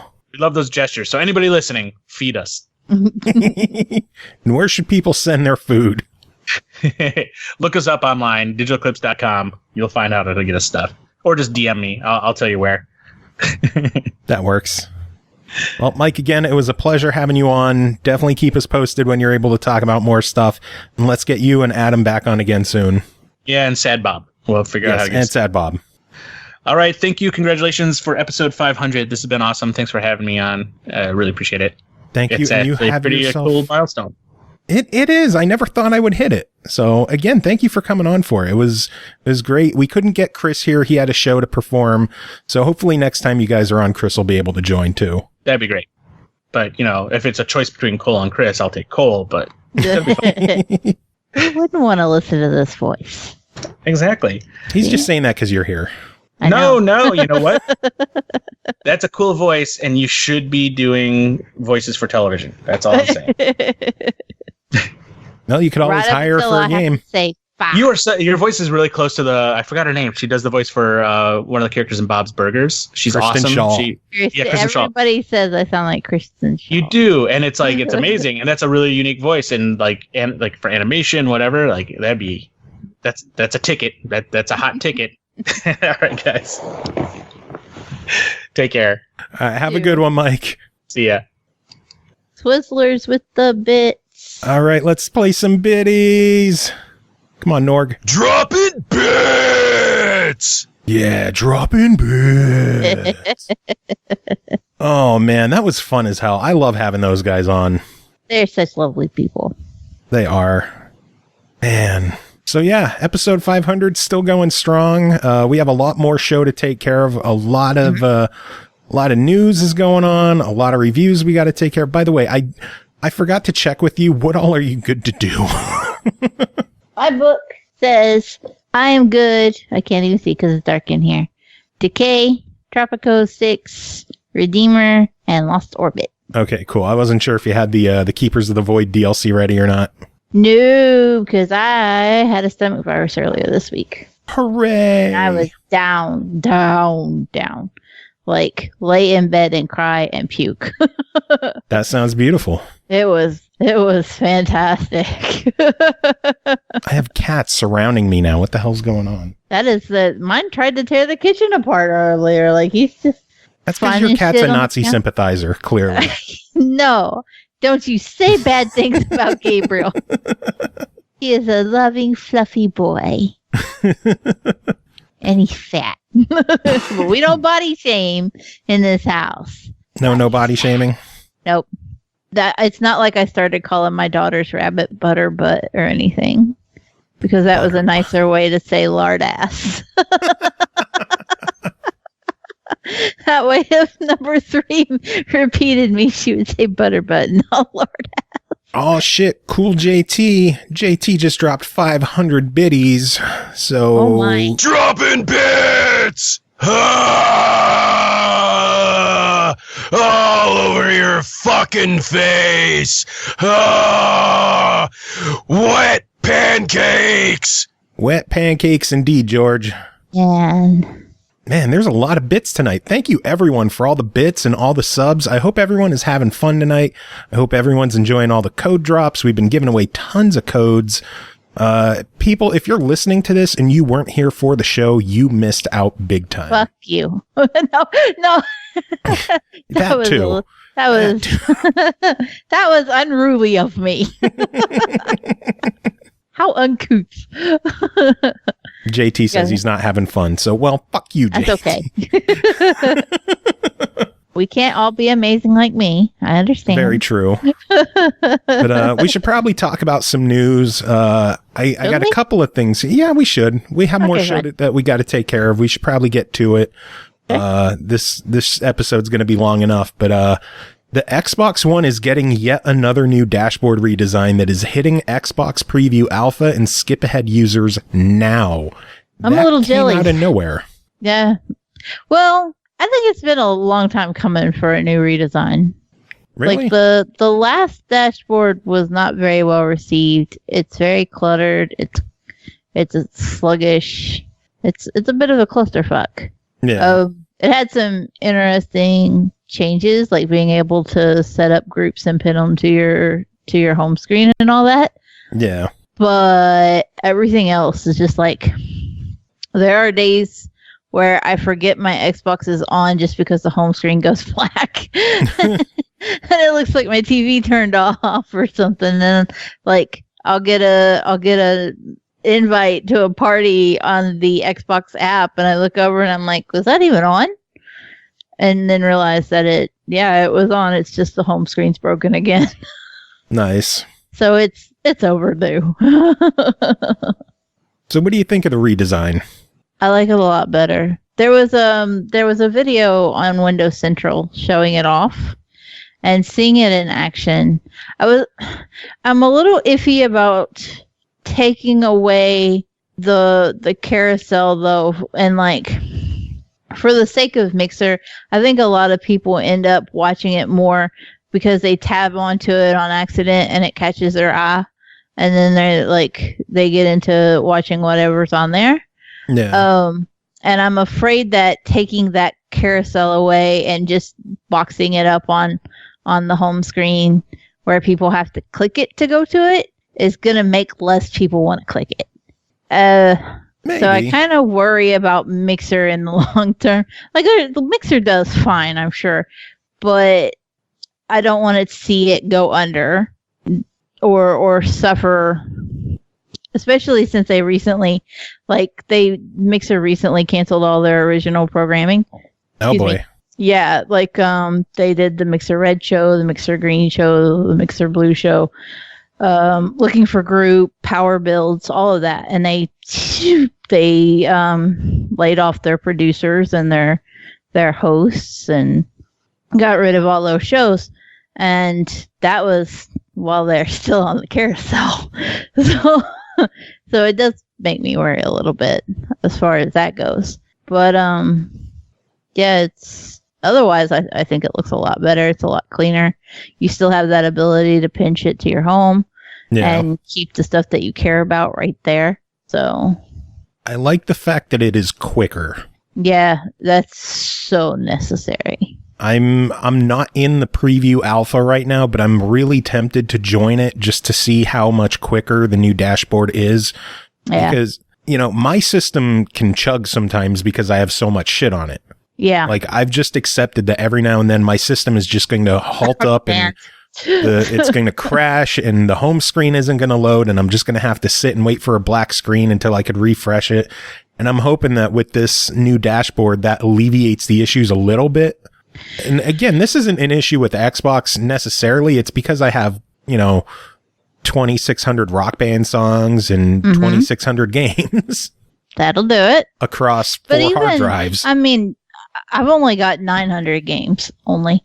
But I've only got like 900 games, and it's still so ungodly slow.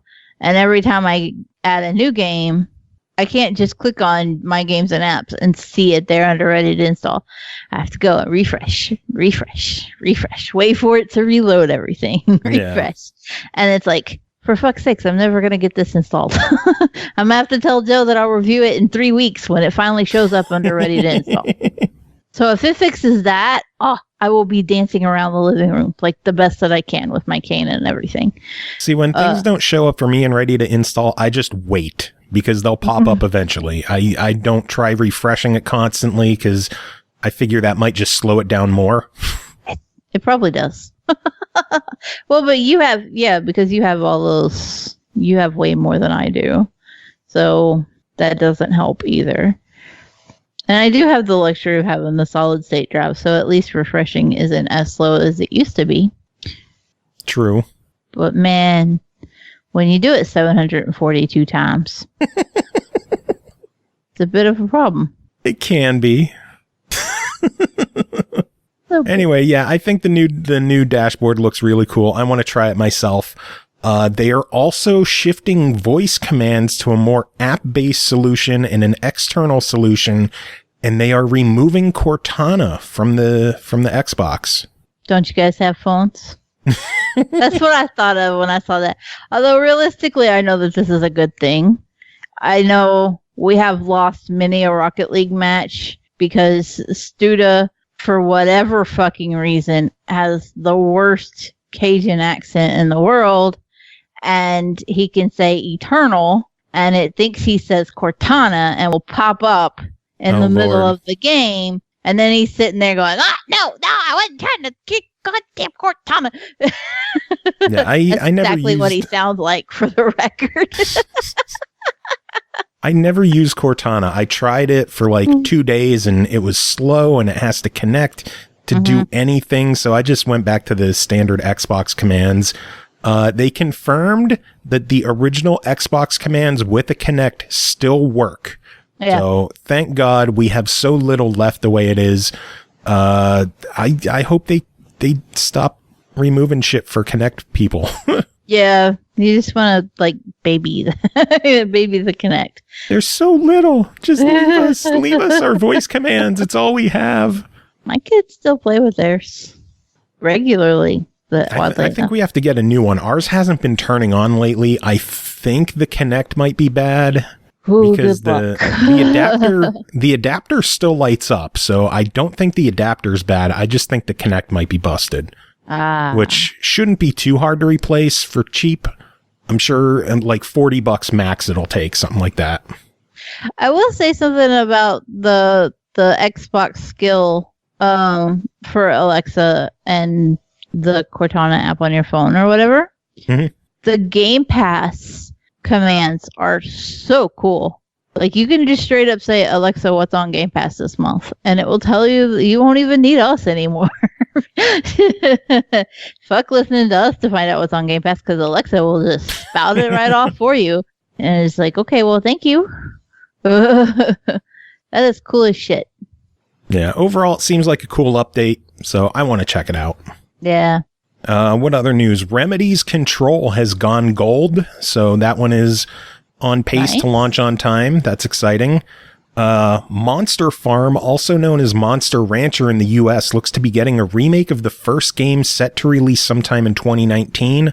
There were no platforms announced, but I'm guessing since it's been a PlayStation-heavy series, we'll see it on PlayStation. But some people think it might be a mobile thing, so who knows? We'll find out more eventually. But it's cool to see Monster Rancher come back.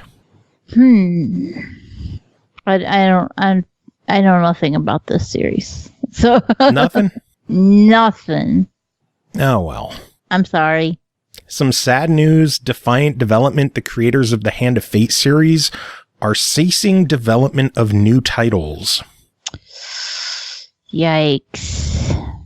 Yeah, it's sad to hear. I loved the Hand of Fate games, and it is a bummer to see them shut down. So maybe Xbox will save them. Xbox is on a roll. Are they? Although they didn't save Telltale, so I don't think anybody could have saved Telltale. Yeah, I don't think so either. Telltale just like saw the room was on fire and was like that dog sipping tea and was like, "It's fine, everything's fine." Far. Yeah. It's on far. What are you, Ian now?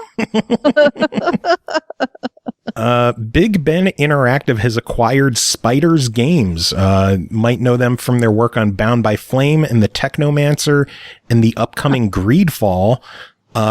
I think it's very weird to see Bigben pick them up because all of Spiders games have been released through Focus Home Interactive. Yeah.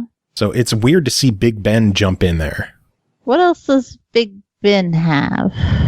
Oh God, they have a lot of stuff. But like that's one of those. That's the problem. That's one of those where like they got a shit ton, but you can't put your finger on any of them off the top of your head. I know they have WRC, the World Rally Championship Series. Okay. What else do they have? I'll just look them up now. BigbenInteractive.com. V-Rally, video games. Click on that. Come on. Who's a good computer? Bigben does the Tour de France series. They're working on Bee Simulator, Spike Volleyball, Warhammer Chaos Bane, The Sinking City that just came out, World Rally Championship. I mentioned those. So Bigben has a lot of stuff. Okay, yeah. Yeah, so I still think it's weird to see Spiders jump over to Bigben, but I guess we'll see what happens. FIFA 19 has been added to the EA Access Vault, which also finally launched on PS4 this week. I wonder how it's doing on PS4. I have no clue. They have like half the library. Yeah, I haven't heard squat as far as like opinions from anybody about it. I know. I think someone did a comparison where like the Xbox has 71 games and the PlayStation only has like 36, something crazy like that. Ooh. Because so many of the games were backward compatible games. Well, that sucks. And it's the same price. Yeah. Ooh. And they don't even have Game Pass either. Nope. Poor bastards. Last bit of news that I have is this is more related to my interests, but Slipknot's song Pulse of the Maggots has been FC'd on guitar in Rock Band 4, making it the final harmonic song to ever be FC'd. It took full comboed. That means that you started the song and you don't mess up at all and you hit every note. Yikes. So the only thing that's left is a full band FC of that song, which is going to be hard as hell to do because that's 4 people who can't fuck up. So that Pulse of the Maggots, just to get an FC on guitar, it took, I think, 11 years. What? For that song to be FC'd. Yeah. Why didn't you do it? Because I'm not that good at the game. Horse shit. I've seen you stream it. No. Don't you lie at me. You've seen me play on bass. You haven't seen Pulse of the Maggots guitar chart. Carnage saw it the other day. I linked him a video of Pulse of the Maggots chart. It's tough. It is really, really hard. But yeah, it's cool that it's finally been FC'd. Crazy. Yeah, pretty much. But that's the news I got. Anything you want to talk about? No. I had something and then I forgot it, so I should have wrote it down, but I didn't because I was sick the other day. That's my excuse for all my failures this week. I was sick. Good enough. Oh, man. All right. So should we dive into our reviews? We shall. All right. Well, the first one is actually a preview of Tropico 6, developed by Limbic Entertainment, published by Calypso Media, released June 7th on Xbox One. Game preview for $54.99. El Presidente is back. Prove yourself once again as a feared dictator or peace-loving statesman on the island state of Tropico and shape the fate of your very own Banana Republic through 4 distinctive eras.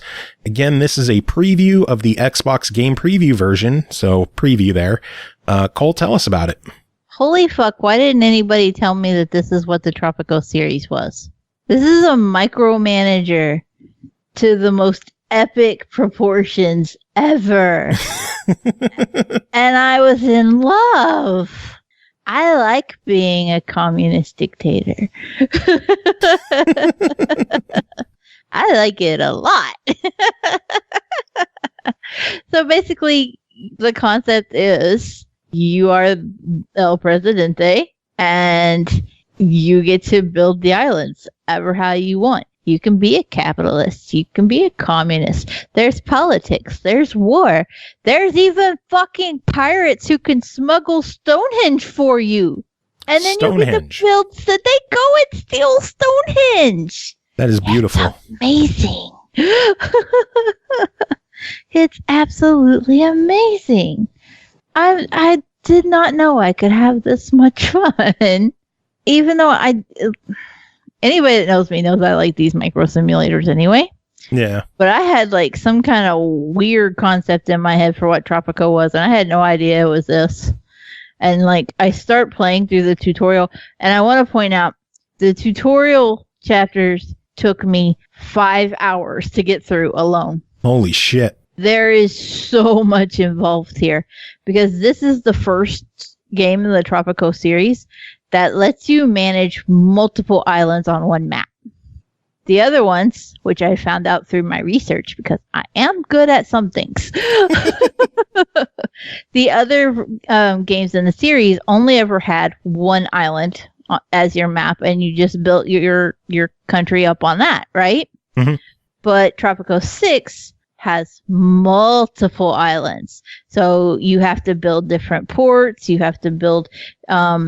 You can have one island that's just for your industrial shit so that it doesn't fuck up with the prettiness of your resort island. And you have to build bridges and ferryways for people to get over to these other islands.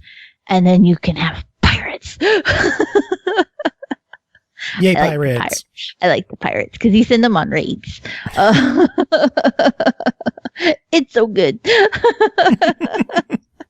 But then they start hollering for gold, and I'm like, no, that's your job is to go steal it. Quit asking me for it. Yeah, really. Once you actually get through the tutorial and you understand all the ins and outs of how everything you do is going to affect something, and you have to if you're new to this series, you have to spend that 5 hours with the tutorial. You should probably spend more time with the tutorial because even still, it doesn't do a great job of explaining shit that you would have learned in the other games, but that I hadn't learned because I hadn't played the other games. Nobody told me how to make steel in all of those tutorials. But no, all of a sudden the military wants to give me an ultimatum and say, hey, if you don't produce 3,000 weapons, we're going to overthrow you in a coup. Oh, boy. I got overthrown in a coup is what I'm trying to say. Proud of you. Because I didn't know how to make steel to make weapons. And then I thought, boy, I should have just paused and Googled that. But I lived with my decisions. And then I died because they killed me and it was cool.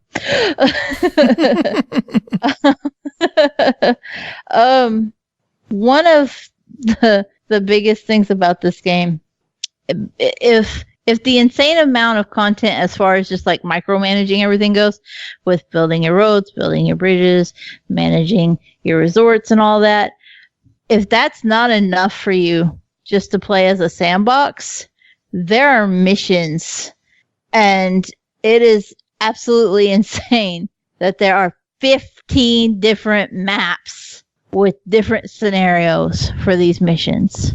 So there's a lot to do. 15. They're all different. They all have different, goals. They all have different ways to play.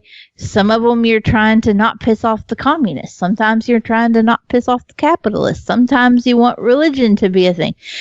Oh my God. Speaking of oh my God, BX Latino Heat just dropped 500 biddies in chat. Dropping bits! So thank you, Norg. Anyway, as you were. Yeah. So, before a game preview game, just not even a full release launch, like I don't even know what they could possibly do to this. It played smoothly. I didn't have any issues with it. It's fucking gorgeous. I loved zooming in on the islands. There was one moment where I was zooming in to try to get a hold of a person because I had suspicions that they were a rebel. And I was going to send them to the asylum. Nice. Because that's what you do when you're a communist dictator. True. So I was going to send, I zoomed in super close so I could click on this person to send them to the asylum. And I realized that running around in the background were wild llamas. And then I completely forgot about the person that I was going to arrest. And I just started following the llamas around the map. To the detriment of everything else in my country. Carnage just subbed to interrupt you off stream. Can I ban him? Please. Oh, so anyway. Oh, goodness gracious. Yeah. Anyway, insane amount of content. It played really well. I didn't have any problems with lagginess. Usually with game preview games, it's a little hit or miss as to what's going to happen with it. Oh, yeah. Sometimes they play better or worse. This felt like a full release right out of the gate. The only thing that's particularly missing, so to speak, is that the multiplayer has been disabled. So I don't know when it will come along. I don't know if it will be online, or I don't know if it will be local only. I don't know how it's going to work. But is it mouse and keyboard? I do not know because I do not have a mouse and keyboard hooked up to my Xbox. So you were supposed to try it with The Sims. I know it, and I have intentions of getting one, but I haven't had a chance yet because school shit exists, and I have to buy school clothes for kids. Yeah. So ask me after the school clothes thing in like 2 weeks. But yeah, I had a good time. As far as the mouse and keyboard goes, that's always an iffy thing with these kind of micro sim games.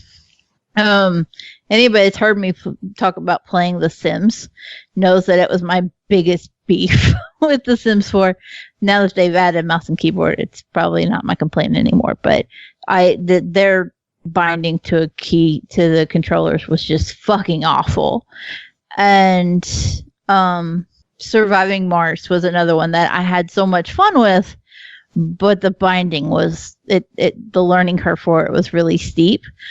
Tropico is a whole different story. Like, it is bound so well that I never once had any kind of trouble with clicking on what I wanted to get. Even if I was trying to get the little itty bitty tiny people wandering around, it was not an issue. It was like zoom in super far, click them, and go. And it was fine.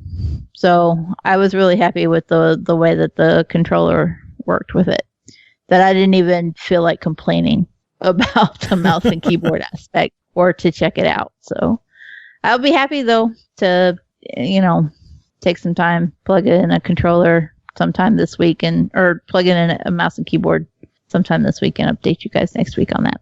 Nice. Well, we will have more on this game closer to release, but for now, at $55, is this worth checking out on Xbox Game Preview? Absolutely. Absolutely. I am blown away at how smooth it is, just even being in preview right now. And there's just, I don't know what the fuck they're going to possibly add to it or do to it. Multiplayer. Because it's, beyond multiplayer. But like, I don't even want to play. I don't even give a fuck if there's multiplayer. I just could get lost for 3 million years with the pirates in sandbox mode. I just want to go steal Stonehenge again. Nice. Yeah. All right. Well, next game to talk about is called Redeemer Enhanced Edition. You might remember this from our interview about a month ago. Developed by Sobaka Studio, published by Buka Entertainment and Ravenscourt, released July 19th on Xbox One, Switch, and PS4 for $29.99. Brutal, bloody beat-em-up action without compromise, a true resurrection of this popular genre. Kill your enemies using the most unbelievable methods, study your opponent's behavior, and forge your own path to victory with friends in co-op mode. Cole, tell us about Redeemer. That sounds so much more in-depth than how I actually experienced the game. Like, I didn't learn anybody's shit at all. I just ran through and smashed X and Y and beat the shit out of everybody. Yeah, me too. Because it's a top-down beat-em-up. You can play it as a twin stick because there are guns, like a twin stick shooter. I'm sorry, because there are guns, but they're severely limited in the ammo department. Even once you get upgrades.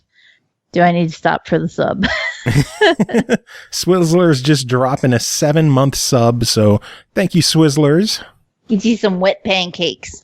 I love seeing all the little icons in the cup on stream just go flying.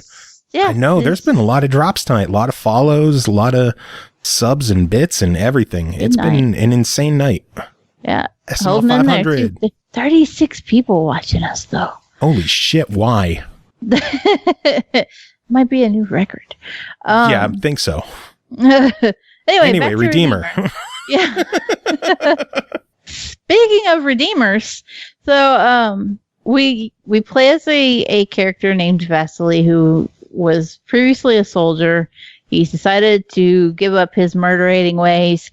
He becomes a monk. He's a pacifist. He lives in a monastery on the mountains. And then this evil corporation comes along and kills all the other monks. So you're not a pacifist anymore. You get pissed off. You decide to get revenge on the company. And that's your entire experience with the game is just working your way through level after level after level, just literally beating the snot out of anything that holds still. The best part of that is that there are these intense Mortal Kombat quality fatalities. Once you beat an enemy down low enough, they get these little red skulls above their head, and that's when you can press B, and it just absolutely smashes them. There are environmental kills, environmental kills that you can use. Sometimes there will be spikes on a wall, for example, that you can push them onto the spikes, or you can slam their head into these rock pillars. You can pick up fire extinguishers and throw them at them, boxes, pull sinks off the walls and smash them. It's just, if you can think of a way to kill a person, this game lets you do it. And it is beautiful. We talked about the violence on the interview a while back, and it is just so fun to watch and see these brutal fatalities and finisher moves, and it's just a bloody good time. And you know the best part of it? It's incredibly easy to do it. It is. Usually when you have these kind of like beat 'em ups, there's some kind of stupid, god-awful combination you have to enter. Thank you, Mortal Kombat, for starting that bullshit. You have to enter some kind of insane combination to get a fatality, and so you don't even get to see like a fraction of them. This is just, hey, there's a skull, press B, kill him, go. You get surrounded, press Y, kick the shit out of everybody, knock them back, just pummel whoever gets close to you. Pick shit up, throw it. As long as you're generally aimed in a direction, it's gonna hit them.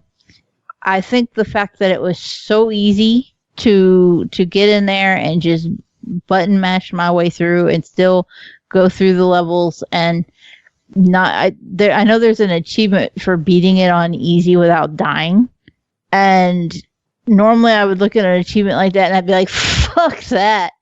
No, you could actually really easily do it, because this game is that easy to just pick up and play and brutalize everybody. However, I do have a couple complaints. Let's hear them.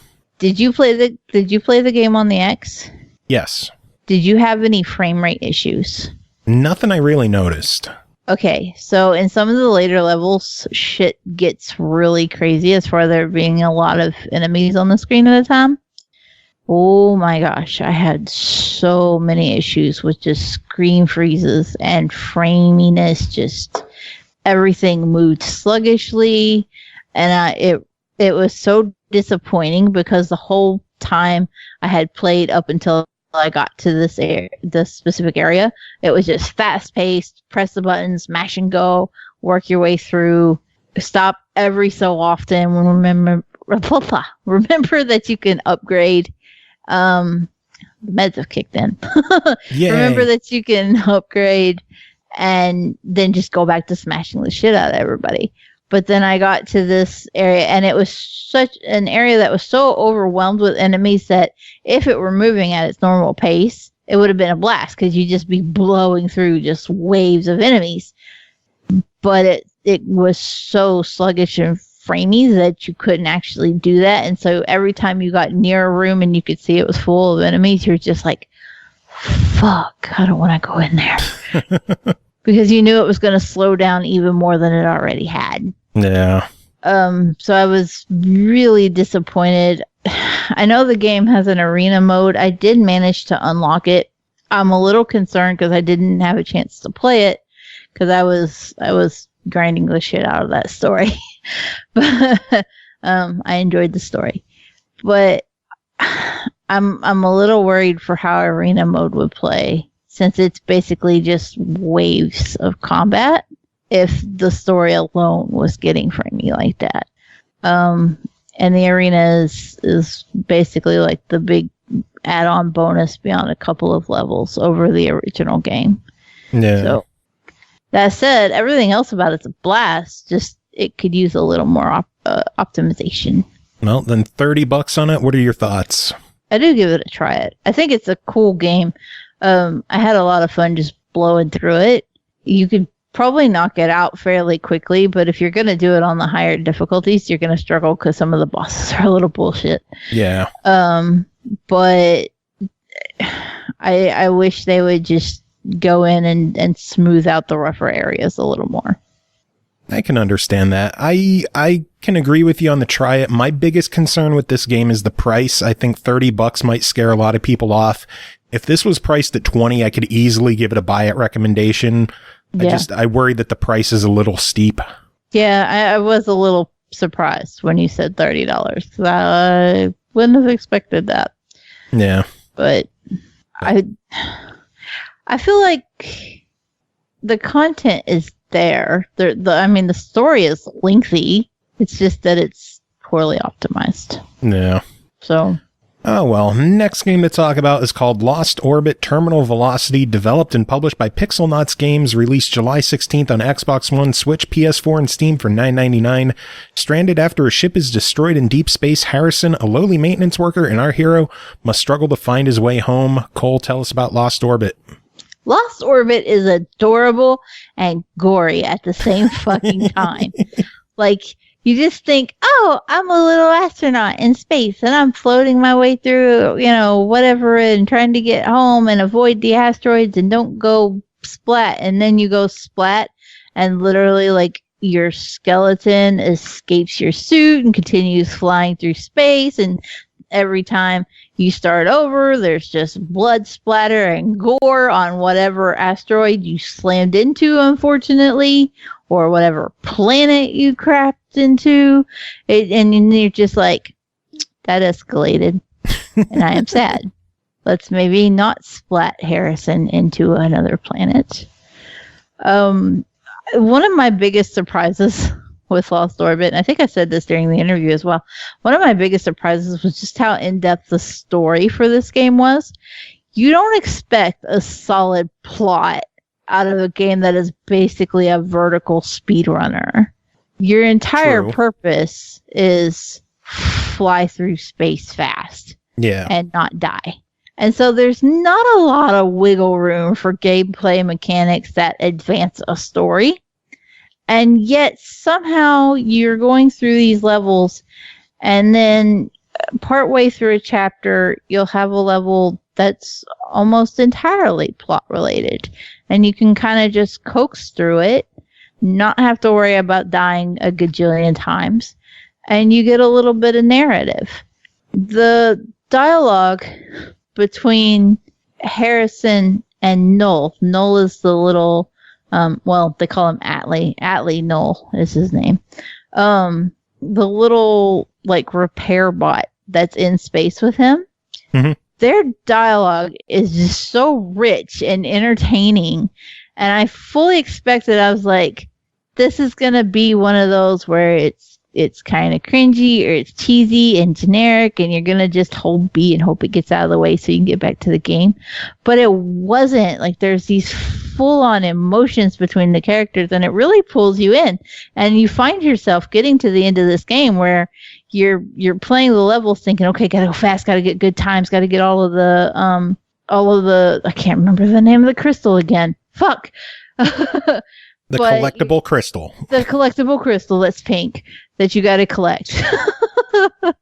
As you do with collectible crystals. Yes. But you think, okay, it's such a basic gameplay mechanic, and then all of a sudden you find yourself going through these chapters and actually giving a fuck about whether or not they get through this experience together, and their bond is so adorable. And Atlay's just like talking about how Harrison never shuts the fuck up, and he gives them all these weird stories about, being human, and it's a really interesting dynamic that I just kind of fell in love with.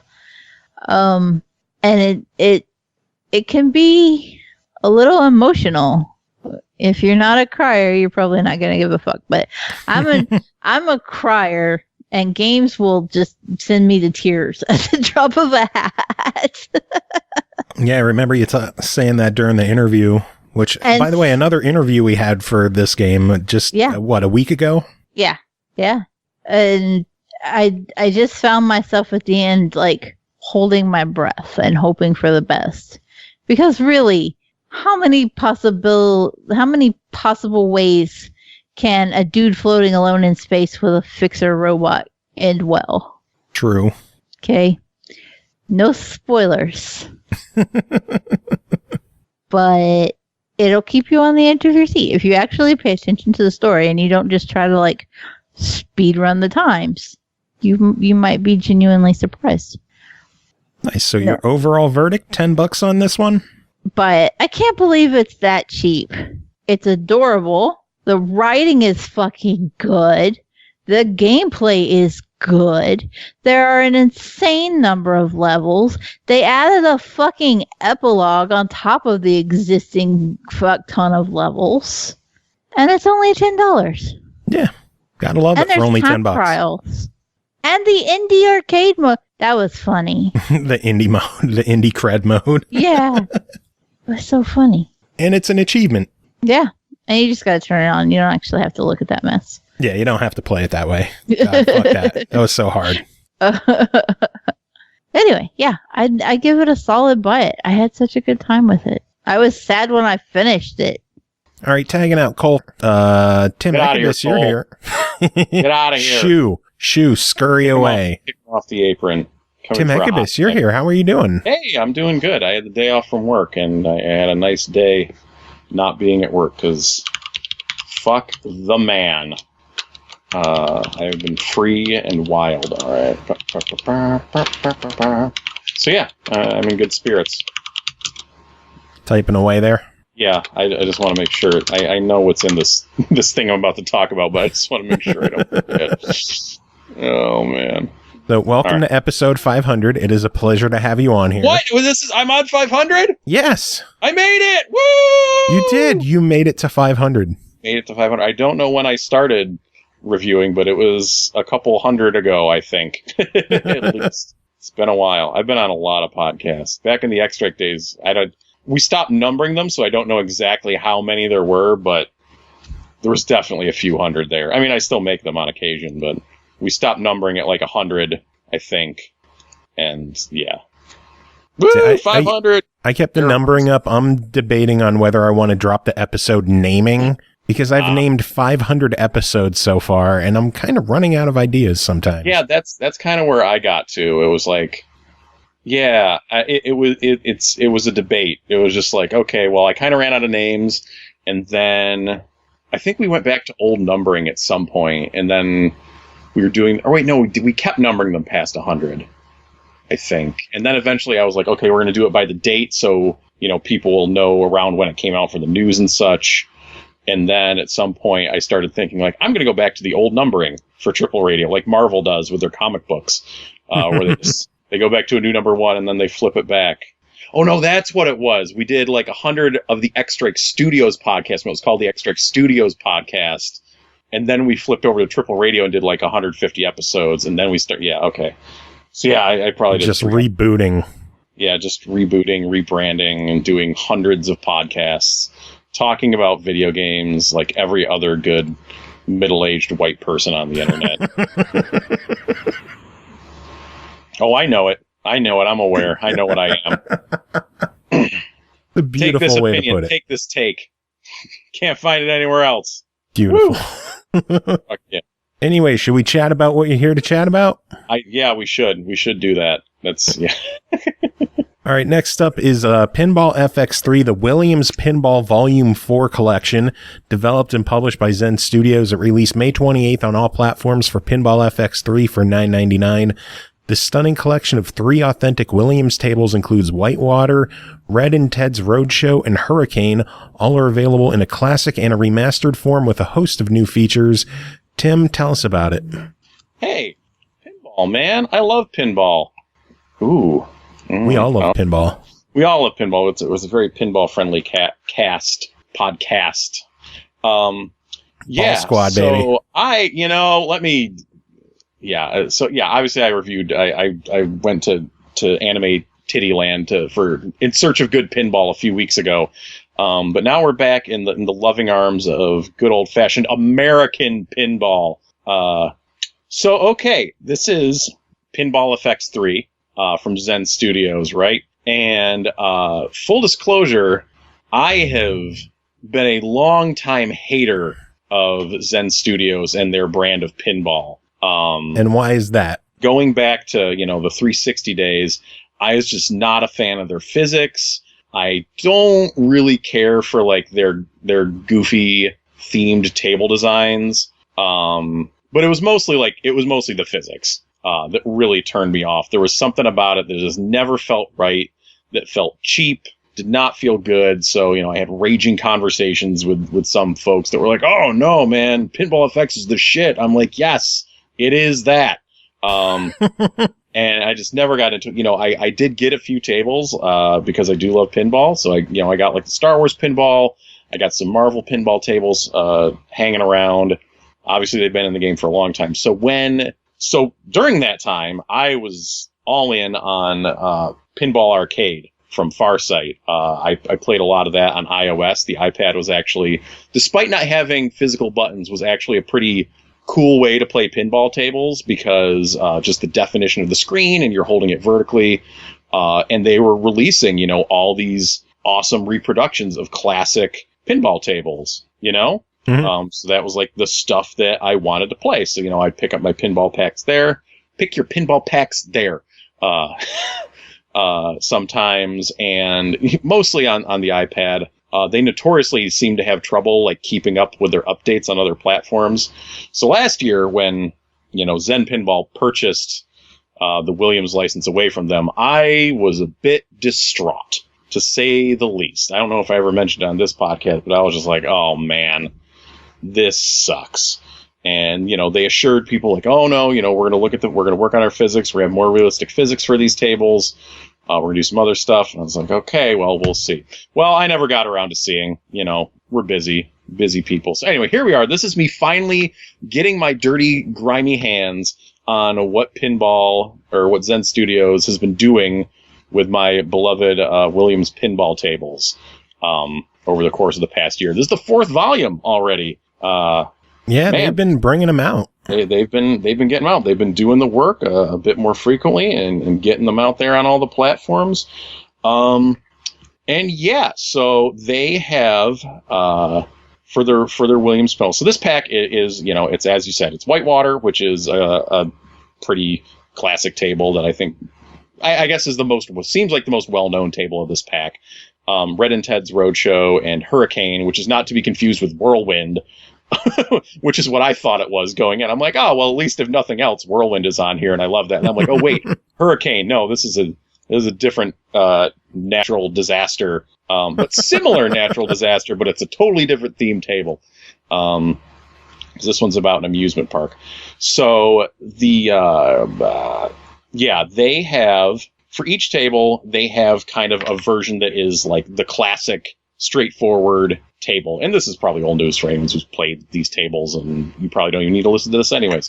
If you already played these tables and you've already bought them. Yeah, perhaps. Why are you listening to this show to begin with? What's wrong with you? Anyways, but if you're not, you have your classic version of the table, which has the quote classic. This is their new physics pasted on.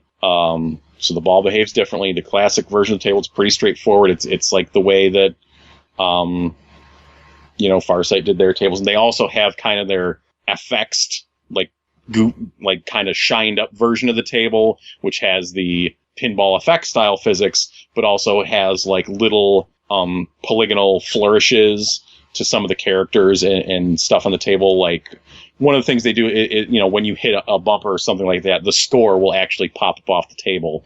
And like the clown that is on the hurricane table will, it's a polygonal figure, like kind of standing there 3D on the table. You lose a ball in white water and the Sasquatch laughs at you because you need that in your life. So it's that kind of like little bit of flourish that you probably have come to expect from the pinball effects games. It's not, they can only do so much with that stuff because they are basing them on real tables, so they're not going too crazy with it. But I guess if you're into that sort of stuff, it's there. It's there if that's what you're used to. If you find classic pinball boring, it's just not enticing enough for you. One, you're wrong. But two, this is still here for you, so it caters to everybody. But then you have the classic version. It's just a straightforward table, and you have these adjusted physics, and I like them. They're good. At the end of the day, they're good physics. They have won me over with their adjusted pinball physics, and now I like a pinball effects release. That's good to hear. It is, and it's good for me too because I want to buy more pinball tables to play, especially on my Switch. This was reviewed on the Xbox One, but I want to buy tables on my Switch because I can turn that sideways with the flip grip. Yeah, flip grip. Hell yeah, flip grip. But yeah, the physics. I started up. I started playing, and just immediately I was like, "Yep, this feels good. I can work with this. This feels good. This looks good." They have a substantial number of views that you can choose from for each table. I was pretty impressed with. There's like, I think there's at least 6 primary like different view options, and then some of them have different subsets between them. Like it'll focus more on the bottom of the table, but it'll move, instead of just static at the bottom of the table.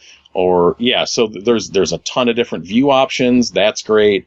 The tables look really good. That physics feels good. And and I should say for the record, when I did play the FXified versions of these classic tables and felt that physics, I was like, nope. It didn't feel as bad. Like they clearly made some tweaks to it along the way, but there's something just about how the weight of the ball drops and the way it goes off the flippers that just doesn't feel right to me. And then it made me start thinking like, well, wait, is this actually more realistic in the way that it drops and it just doesn't feel good when it's made into a video game and I'm actually wrong? But I pushed those thoughts away and said, no, that's fine. So but the tables you got here, to talk about them a little bit, Whitewater, Red and Ted's Roadshow, and Hurricane are all cool tables. I hadn't played Red and Ted's Roadshow before at all, ever. It's kind of, if you've ever played Funhouse, which has the kind of a ventriloquist kid head up there that talks smack at you. It has 2 of those. And I will say that, the style of pinball table, which there is many, where the table talks shit to you, not my favorite thing in the world, especially when it's coming from 2 of these things. But there is a lot of stuff to do on that table. There's like 18 different little quest things to do, and that's pretty cool and pretty robust right there. So that's fun to play right there. Hurricane is a bit that's the simplest one of the ones on in this particular pack. It's kind of just has like the classic amusement park theme, but it's still it's a nice fun table. Whitewater is also good, and I'm trying to get a picture of it in front of me so I know what it looks like. They're good tables. They look great. They have good options. The physics feels good. It's a good, solid pack of tables. It's really, Red and Ted's Roadshow was a nice surprise. That was the one I was kind of like about, but turned out to be actually pretty good. Pretty darn good. I will have to check that one out myself. But overall, the package, $10 for all 3 tables. What do you say? Yeah, that's a buy it right there. And for folks that have maybe not gotten on the Pinball Effects Williams train yet, I think it's time to indulge. It's time to look into a bit closer and see what they're doing. They've won me over. I'm going to be giving them money. That's nice. What's about to happen here. Yeah, that's the long and short of it. Good to hear they won you over. Yeah, I'm glad to. I didn't want there to be no option for cool new pinball tables. I just wish they, it seems like looking over their packs, they're focusing a bit on things that Farsight didn't do yet, which is good. But also, there's a lot of classic tables that I would like to have to play on my Switch. Oh, yeah. I don't think they've done Pinbot yet, and I want me some Pinbot. That's one of my, if not my favorite table of all time. Well, I can only imagine they'll keep bringing out more tables. Yeah, absolutely. I'm interested in this. Awesome. Good to hear. Well, Tim, we are going to move on. Thank you as always for coming on and joining us. Do you have any final words? I do. Just on the subject of pinball, today I was at the Strong Museum of Play in Rochester, and I had the pleasure of playing a Sternbin pinball table from last year based on Deadpool. And, nice. Oh, it's a really cool table. Stern is doing this thing now where they're putting like a color monitor in the back glass. So part of the gimmick of this was Deadpool fighting other things, which included like Sabretooth, Mystique, like mutants, but also Megalodon and a Tyrannosaurus Rex. And so those like show up in like 16-bit graphics on the LCD, and you see like Deadpool playing like a pinball machine and like getting attacked by ninjas, and just the whole table was like really cool and really well designed. And it just made me happy that Stern is still out there putting out tables, and man, I would love to see some of that new stuff adapted onto the digital form. Well, you'd have to hit up Farsight for that. Yeah. Farsight, do it. I imagine they're not going to do those more modern tables yet. It's like some are licensed on freaking Star Wars and Marvel. Like that comes with that comes with Disney, having to deal with Disney for both of those because our freaking world is a capitalistic nightmare. All right. Final game to talk about is called Decay, developed and published by Shining Gate Software, released July 26th on Xbox One for $19.99. The much appreciated Xbox Live indie game classic is coming to Xbox One. All 4 parts in one complete package. Solve the dark mystery and face the challenges in the psychological thriller adventure. The story has multiple endings based on how you play the game. Cole, how is Decay? Decay is a point-and-click horror game. And initially, when I started playing it, I thought, what is the horror game with the guy with the fish head? Started with a D as well. Dying Reborn? Yes. And everybody made fun of Dying Reborn, but I actually really liked it, and I thought the ending was cool. There was, like, the good ending was cool. The other ending was such bullshit and just made me mad. But if you've played that, you've got a general idea of how Decay is going to play, because it's that point-and-click horror. It's very similar. It's got that same gritty, kind of cheap texture. I mean, it's a 360 game that's been beefed up just a little for the Xbox One. The best aspect of it is that it's all 4 parts crammed into one. Yeah. So you don't have to wait. And that's the terrible part when these kind of games release initially, is that like they come out in spurts and then like there's the to be continued screen. Yeah. And those are still in the game from part to part. And then I would get so mad and I'd be like, oh wait, never mind. It's just unlocked part 2. I'm good. I was so mad the first time it popped it up. I was like, don't you dare do this to me. I do not want to wait. So the game does have some cheap jump scares, as most point-and-click horror games do. But it also has a lot of puzzles. Solving puzzles under the threat of some kind of horrible ghost or something possibly coming after you is quite unnerving. These are not the kind of games, like, I didn't find Dying Reborn scary. I didn't find Decay scary, per se. It was just, there was, like, this overwhelming sense of dread and discomfort playing it. Which is a good way to play a horror game, honestly. Like, if a horror game makes you feel uncomfortable, it's doing its job. Yeah, mission accomplished. Not every game needs to literally make you fear pee to be scary. Sometimes it just needs to make you feel like, every time you're going to click on something and you're like, do I really want to push that button? If I turn that picture frame and something jumps out at me, am I going to be upset at that?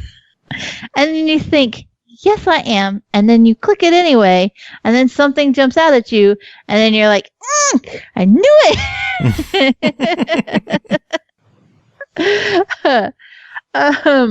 I had a surprisingly good time with it. I don't think the puzzles in this are anything that is so difficult to figure out that you're going to get frustrated or stumped. And there's not really, just like in Dying Reborn or whatever, there's not an overwhelming sense of I'm going to die and I'm fucked. Yeah. Like, even if you mess up, you just keep coming back where you were. So it's not the end of the world. I need to shut up. We got bits. Yes, we just got 100 biddies from Ford Racing. So thank you, George, for dropping bits. Yeah. Anyway, Decay. Yeah.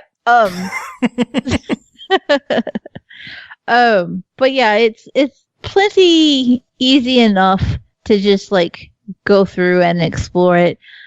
You'll want to play it more than once because it does have 2 different endings, just like Dying Reborn did. I don't think these have the same devs, but they were very similar in gameplay. I was really kind of surprised by that, but yeah, I was pleasantly surprised. I did a horrible thing and like played it at like 3 a.m. with the lights off. Oh no. And I don't think that helped my sense of dread any. I really didn't want to click on like, oh, I don't want to push that floor on the elevator now that there are bloody handprints pointing at it. Oh, Jesus. You don't want to push that button anymore.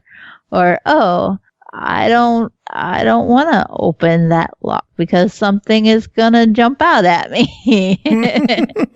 Mika said I'm a puss, but I'm really not. That's the interesting thing. Like, I'm not genuinely scared by this kind of game. Now, there are, like, layers of fear, too, and layers of fear genuinely got me and scared me a few times. Emily wants to play with the jump scares. Get you in the beginning, but you get used to it. But this never quite scared me so much as it just left me uncomfortable. So I fear pee to most stuff. I've had kids. I pee to most stuff anyway. I'm always one good sneeze from disaster. So that's not it's not a good metric. One good sneeze from disaster. Holy shit.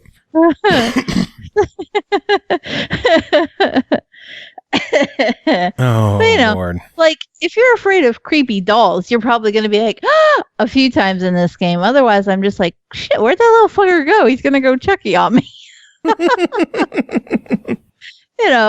I'm not jumping out of my skin. I'm just like, oh, this motherfucker going to try to scare me. But I had a good time with it anyway. And like I said, the puzzles were really solid. I was genuinely impressed by them. Well, then overall, $20. What do you think? 20 it's a little high. I still give it a really recommended try it. It's an easy completion, and there are guides out there if you're into that sort of thing. Even without guides, you can work through it without a whole lot of effort. I would think if you look at it as like a cost to time kind of thing, like the time to play compared to cost. Yeah. Playing it without a guide would definitely give you more of your money's worth because it will take you longer, obviously. But if you're just looking to like blow through for achievements, you can do that. Have fun with it, and maybe the doll will make you fear pee. Sounds good. Because the guides don't tell you that the creepy little doll is going to get you. Oh, man. Well, that is it for this episode. Oh, man. It's been a fun one. We did it. And it's funny because you said from 9 to 11 and it is 4 till 11. Yeah. So I said about 2 hours and you add in Tim's review, we're a little over 2 hours, but it was good. It was good. I'm glad Tim made it to say hi. I'm glad you were here. I'm glad Adam and Mike were here. It was always amazing having those guys on the show. So... And thank you for being here. I wouldn't have made it to 500 without you, and that is for certain. We're going to do 500 more. I was going to say at least 7. We're getting started. We're just cracking the egg. We haven't even made the omelet yet. You're scaring people. I'm full of metaphors today. But yeah, that is it for this episode. Thank you, everyone, for hanging out and listening to us. We're going to play a couple of songs from some of our favorite SML artists that we feature over the years, like Viking Guitar and the One-Ups and Stemmage and Lonely Rolling Stars. So we're going to play a handful of good stuff, probably more than usual, just to enjoy the moment. And Cole, do you have any final words to end the show? Well, I guess I should say thank you for being here too, Mika, because she was offended. But fuck Carnage.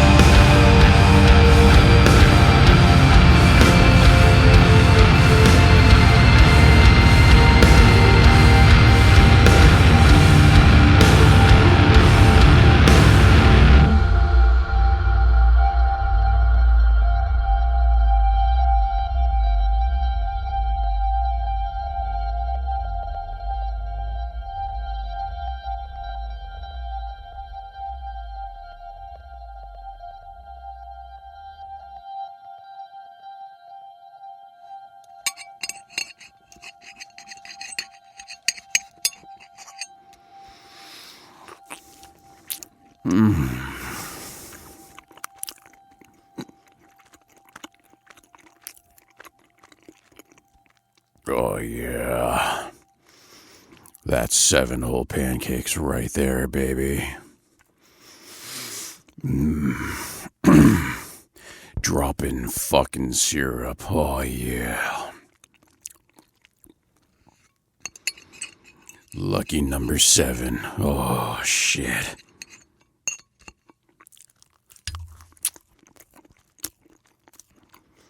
Oh, hang on. I got some butter in my beard. Leftovers. Oh, yeah.